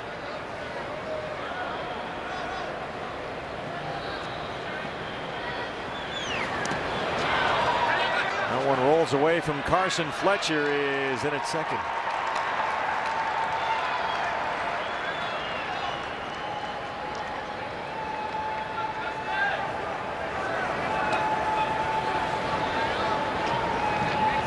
Talking about good hitting pitchers, I left off Micah Owings, the former D-back. He could rake. 9 career homers in just over 200 plate appearances, a career 283 hitter. Well, there's always that sort of amendment. He's a good hitter for a pitcher. Yeah. Well, Ohtani's just on a whole nother level. Rojas at shortstop.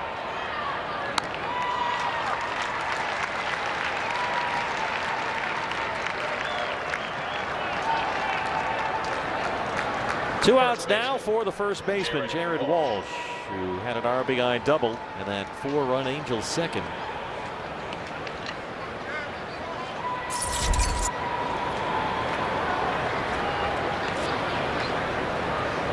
So Walsh in the series has doubled twice, walked twice, scored twice. He's also struck out 7 times. So it's been a mixed bag.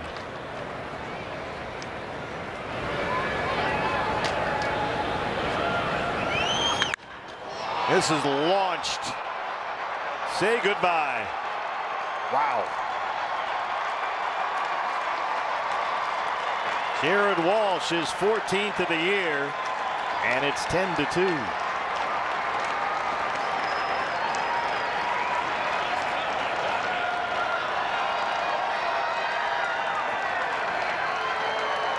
I mentioned it earlier in the ball game. Jared Walsh has been on every breaking ball the Diamondbacks have thrown him today. Kevin Ginkel throws an 84-mile-an-hour slider down over the heart of the plate, and that ball got clobbered. Oh, yeah, it did.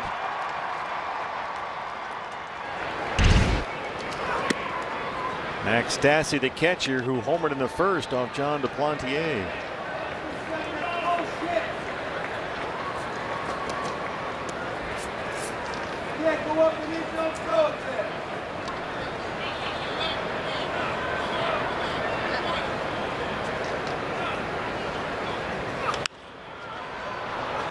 Short right, Reddick coming in.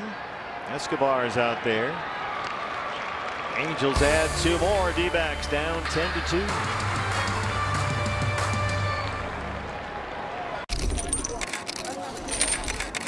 Cliff, how do you know how much bling to wear before each game? What bling you wear during the game is a very important decision. You want to wear enough so you look good, but not too much where it slows you down on the base pass. Some diamonds are always nice, but on a sunny day, the reflection can get in your eye and make you miss a play.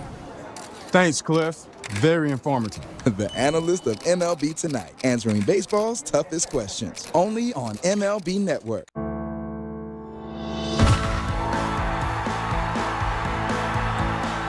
The ballpark is better when we're all here together.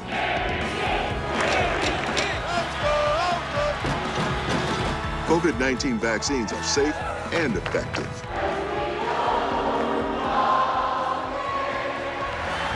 Join the team and help us all get back to doing what we love together.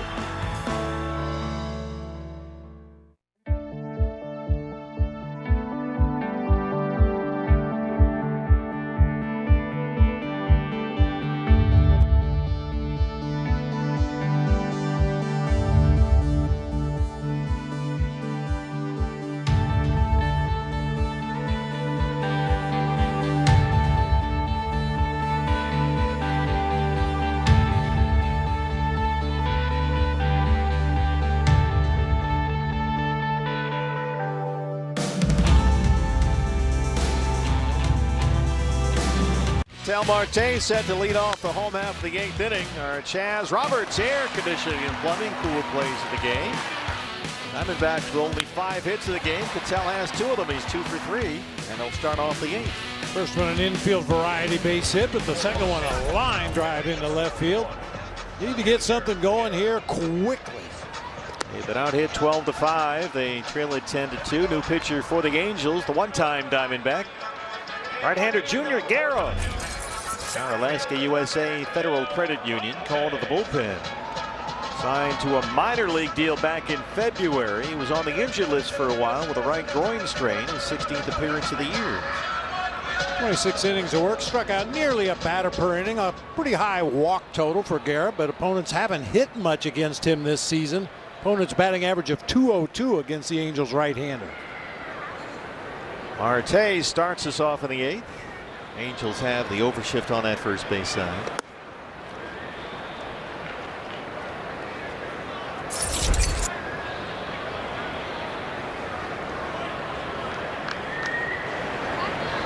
Junior Guerra, 25 appearances for the Diamondbacks last year. He's one of the veteran bullpen arms the front office brought in to get some big outs. It just never worked out all that well for Junior. Did pitch not badly, a 3.04 ERA. But nothing seemed to work in the year of the pandemic, 2020.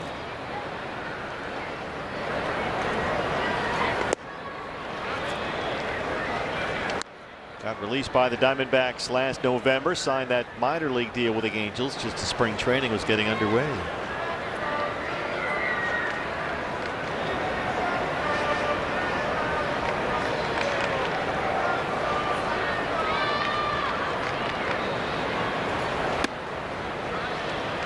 Curveballs a strike, 2-2. Dodgers have a 5-0 lead over the Rangers. LA in the 9th inning at Dodger Stadium. Padres 7-3 winners at the Mets. Giants shut out at Washington 5-0 by the Nationals. D-backs will be in San Francisco tomorrow night, 1st of 4. And the Rockies beaten at Cincinnati. Colorado lost 6-2.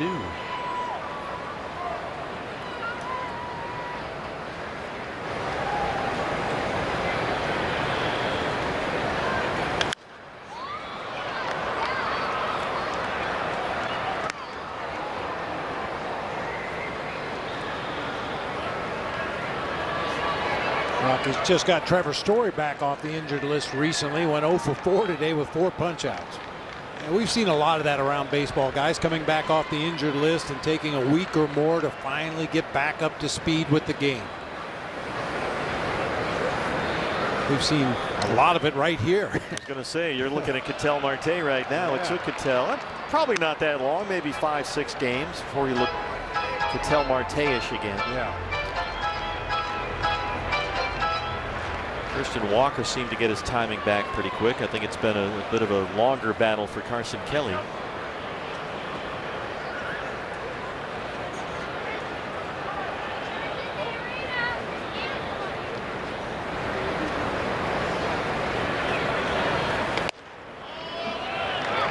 Marte works a walk. You're looking for base runners here. Good start to the 8th ahead of Escobar. Second baseman,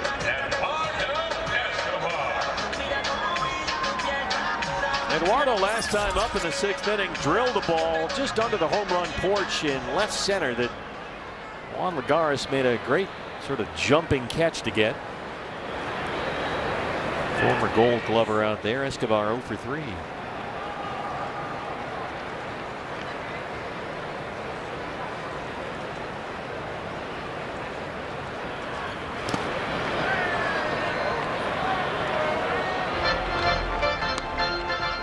Eduardo 3 hits, a pair of RBIs in the series. He homered in Friday's opener.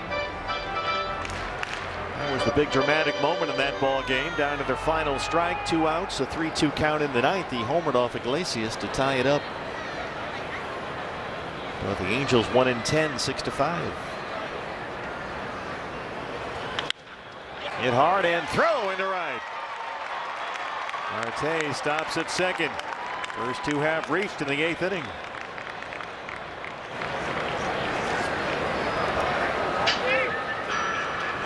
First baseman, Christian Walker now.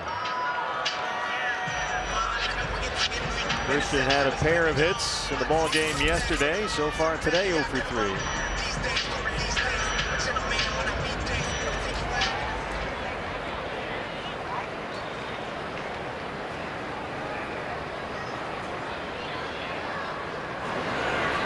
Marte at second, Escobar at first.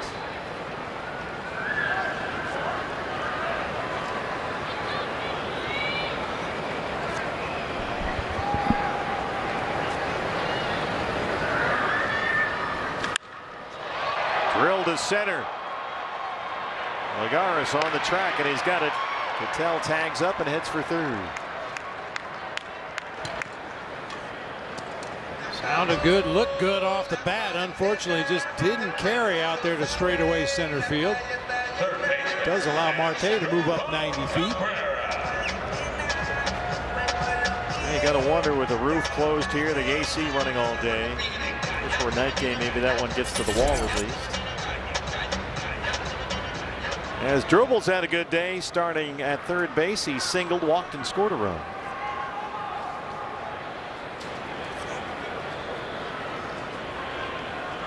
Ketel down there at third, Escobar at first, 1 out.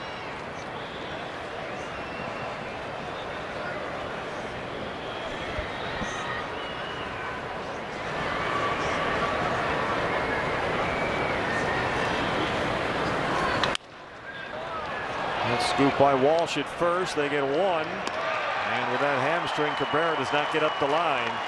They get 2. On to the 9th. It's 10-2.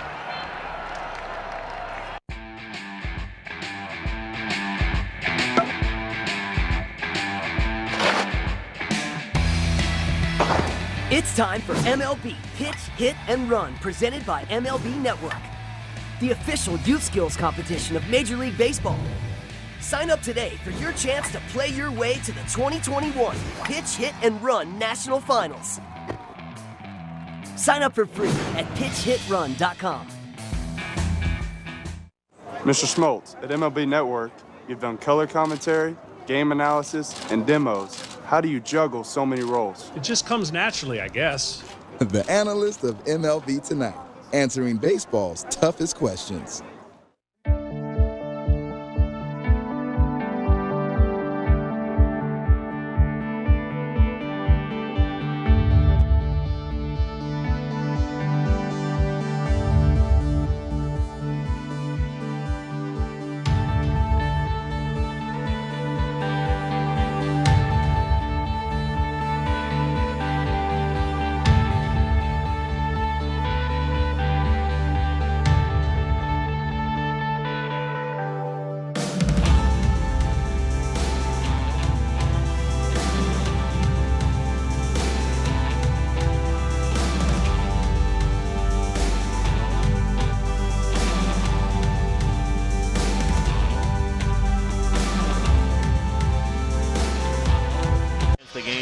Steve Bercier and Bob Brentley back with you on Valley Sports. Let's Go Places, presented by your Valley Toyota dealers. It's off to San Francisco after this one. First of 4 against the Giants tomorrow night on Valley Sports. D-backs Live pregame show at 6 o'clock. Matt Peacock against Alex Wood, and then a lot of TBA. Harold Kelly is locked into Wednesday in that series. Thursday's the day game. Tim LeCastro takes over in center for Ketel Marte. Kevin Ginkel back out there. Anthony Rendon leads off the Angels ninth. Boy, good to see Merrill on the probable starters list after taking that line drive off the chest the other day. You know, he's coming off the thoracic outlet surgery where they take a rib out so he can pitch, and it's hit with a 109-mile-an-hour bullet up the middle. And stayed in the game, by the way, which was really impressive.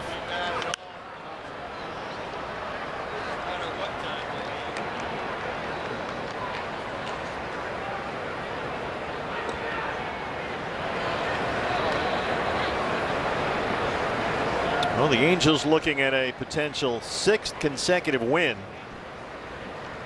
And dropping at once as much as 8 games under 500. They'll be 1 over after this one as Rendon gets his first base hit today.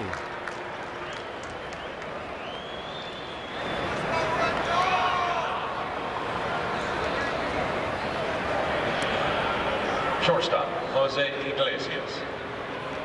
Jose Iglesias, the shortstop, 0 for 4.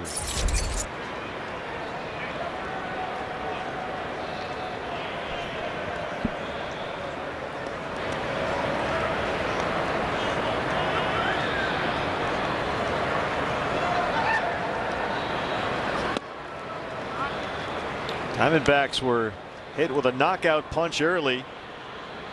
Justin Upton singled on the first pitch of the ball game from John Duplantier. 2 batters later, Max Stassi hit a long home run. And right away, the Angels had a 2-0 lead. Yes, they get the double play right there. 2 outs in the ninth. Angels 2 in the first and 4 in the second. Dupe got knocked out in the second inning, and the Diamondbacks have been playing catch-up ever since. Right fielder, Taylor Ward. 2 down for Taylor Ward. Ward's had a good day, a single, a double, a walk. He scored twice.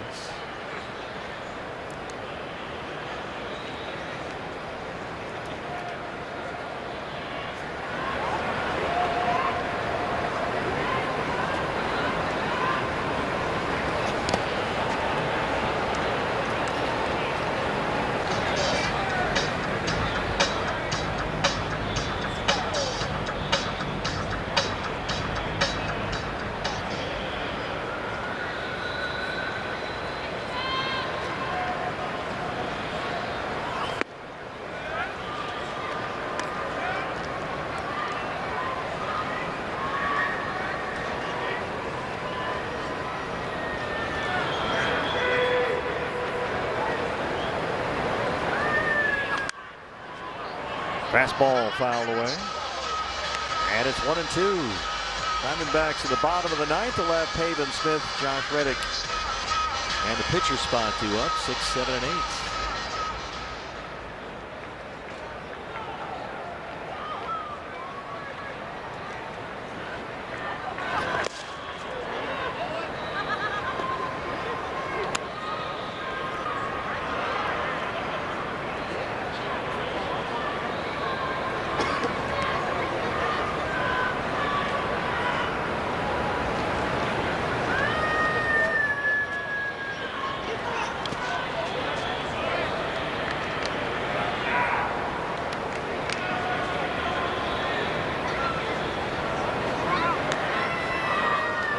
Juan Lagares, the center fielder, would be next. He had an RBI double in the 6th.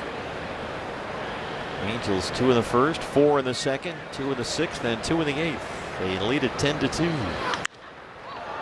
This is lifted high in the air and center for LeCastro. Bottom 9 all the way. Diamondbacks trail the Angels 10-2. Hey Pedro, what was it like when you won your first Cy Young Award? Well, What about when you won the pitching Triple Crown? Well, How did you feel when you won a World Series? What's it like to be an 8-time All-Star? The analyst of MLB Tonight, answering baseball's toughest questions. Push your favorite players to the top in the Midsummer Classic in Colorado with the Google MLB All-Star Ballot. There's something to cheer about. Go to MLB.com/vote or search for your favorite players on Google. Vote daily to turn these major stars into all-stars. What can't he do? The top 3 at each position will advance. Then it's time to get them to the peak by voting for the All-Star starters. The Google MLB All-Star Ballot. Help put your team on top. What a game!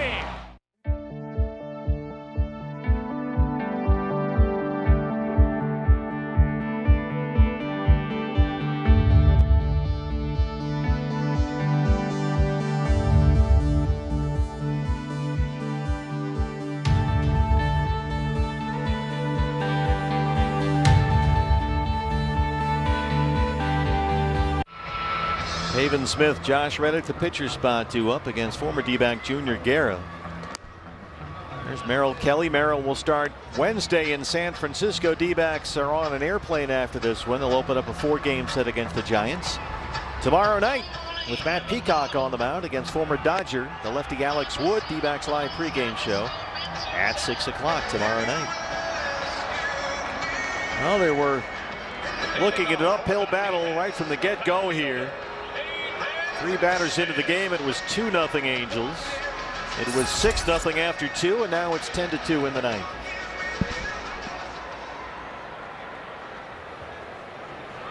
Pavin has knocked in a run. He's walked 1 for 2 in the ball game.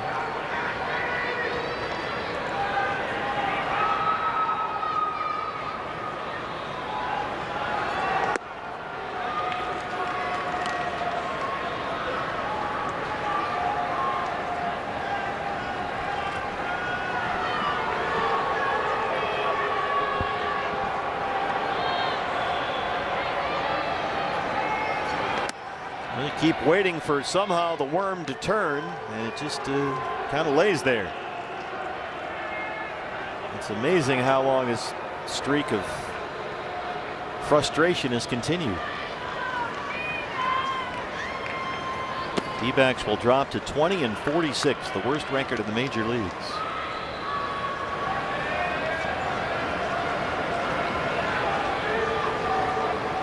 Talked about execution. Talked about conviction, belief.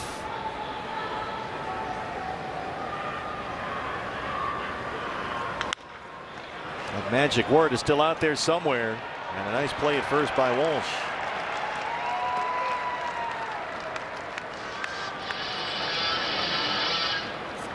Right fielder,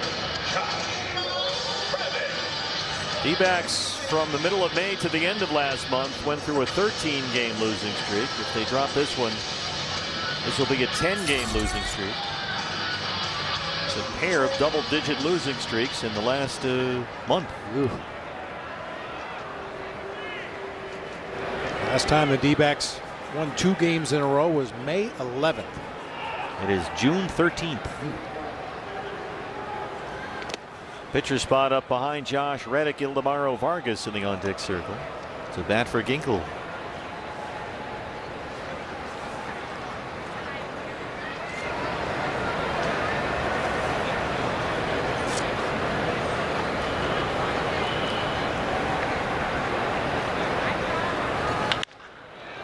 Hit deep to center. 2 down in the ninth. Well, Mark Grace and Jody Jackson will have D-backs live post-game show. We'll continue to ask Gracie for answers. He has the tough job here. There don't seem to be any answers handy.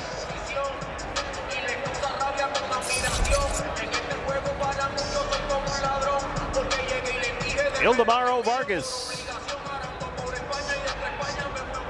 I've been on some bad teams over the course of my playing career. I managed a bad team in 2004, but I don't think I've ever seen anything quite like what this year's Diamondbacks team has gone through over the last couple of months.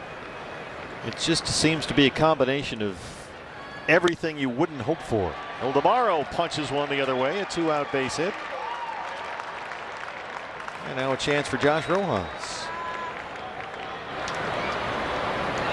Shortstop, Josh. I mean, it's just gone way past injuries by now. Everybody has injuries, and they've maintained that from the get-go here this year. Everyone's dealt with that problem. But we've seen teams like the Mets or the Cardinals, some other clubs do well, or in fact lead their divisions with a long list of injured players like the Diamondbacks have had.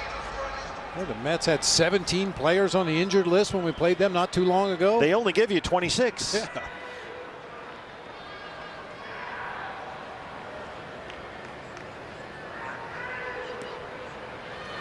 Vargas will take second uncontested here.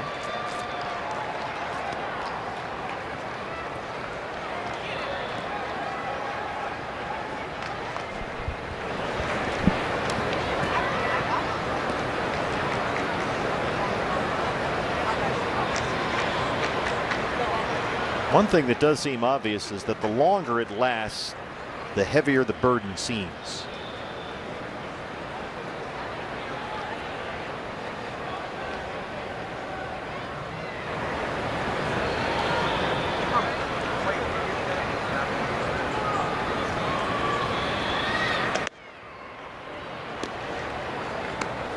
I mentioned it in his last at bat when he lined out to first base back in the, or second base rather, back in the 7th inning as a pinch hitter. Josh Rojas, he might launch another one right here. He just looks like he's locked in again.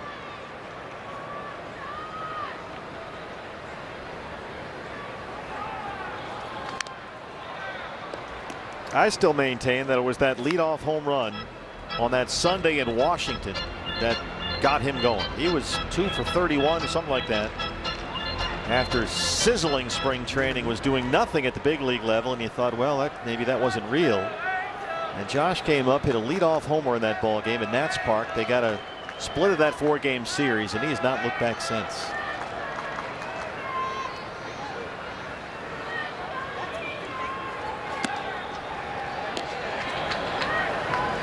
Guerra having a tough time putting this one away. The single by Vargas. Now behind on Rojas, 3-1. Carson Kelly on deck.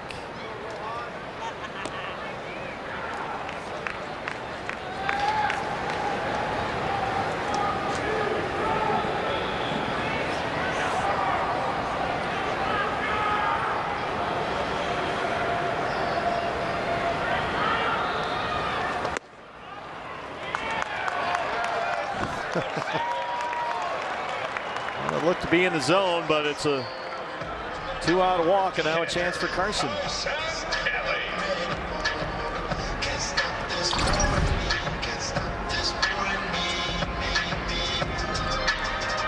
Stassi does drag it down to the middle of the zone, but it clearly caught the top of the zone. A break there for Josh Rojas. 2 on and 2 out. Gives Carson Kelly another chance. Carson 0 for 4.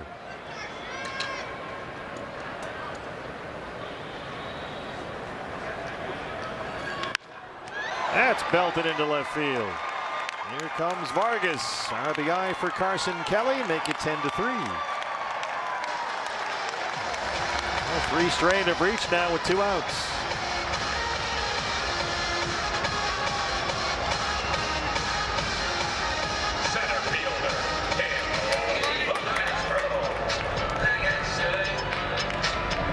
Tim LeCastro took over for Ketel Marte in center. So there's Tim's first at bat today. 196 with a home run.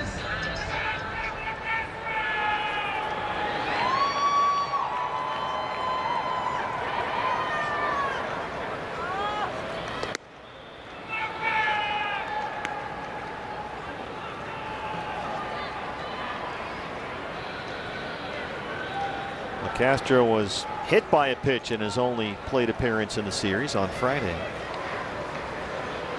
I know that probably comes as a shock. Rendon has it at third. And that's the ball game. 10-3 is your final. Diamondbacks now with a 10-game losing streak. They have lost 24 of their last 26 games and 33 of 38. They are swept in a series for the 9th time this year. Well, I wish I had something positive to add. Maybe the change of venue, going to the cooler climes of the Bay Area, will be exactly what the D-backs need. We certainly hope so. 4 against the Giants starts tomorrow night. Matt Peacock on the mound against Alex Wood. We'll have that one for you on Valley Sports. Up next, Mark Grace, Jody Jackson. D-backs live post-game show.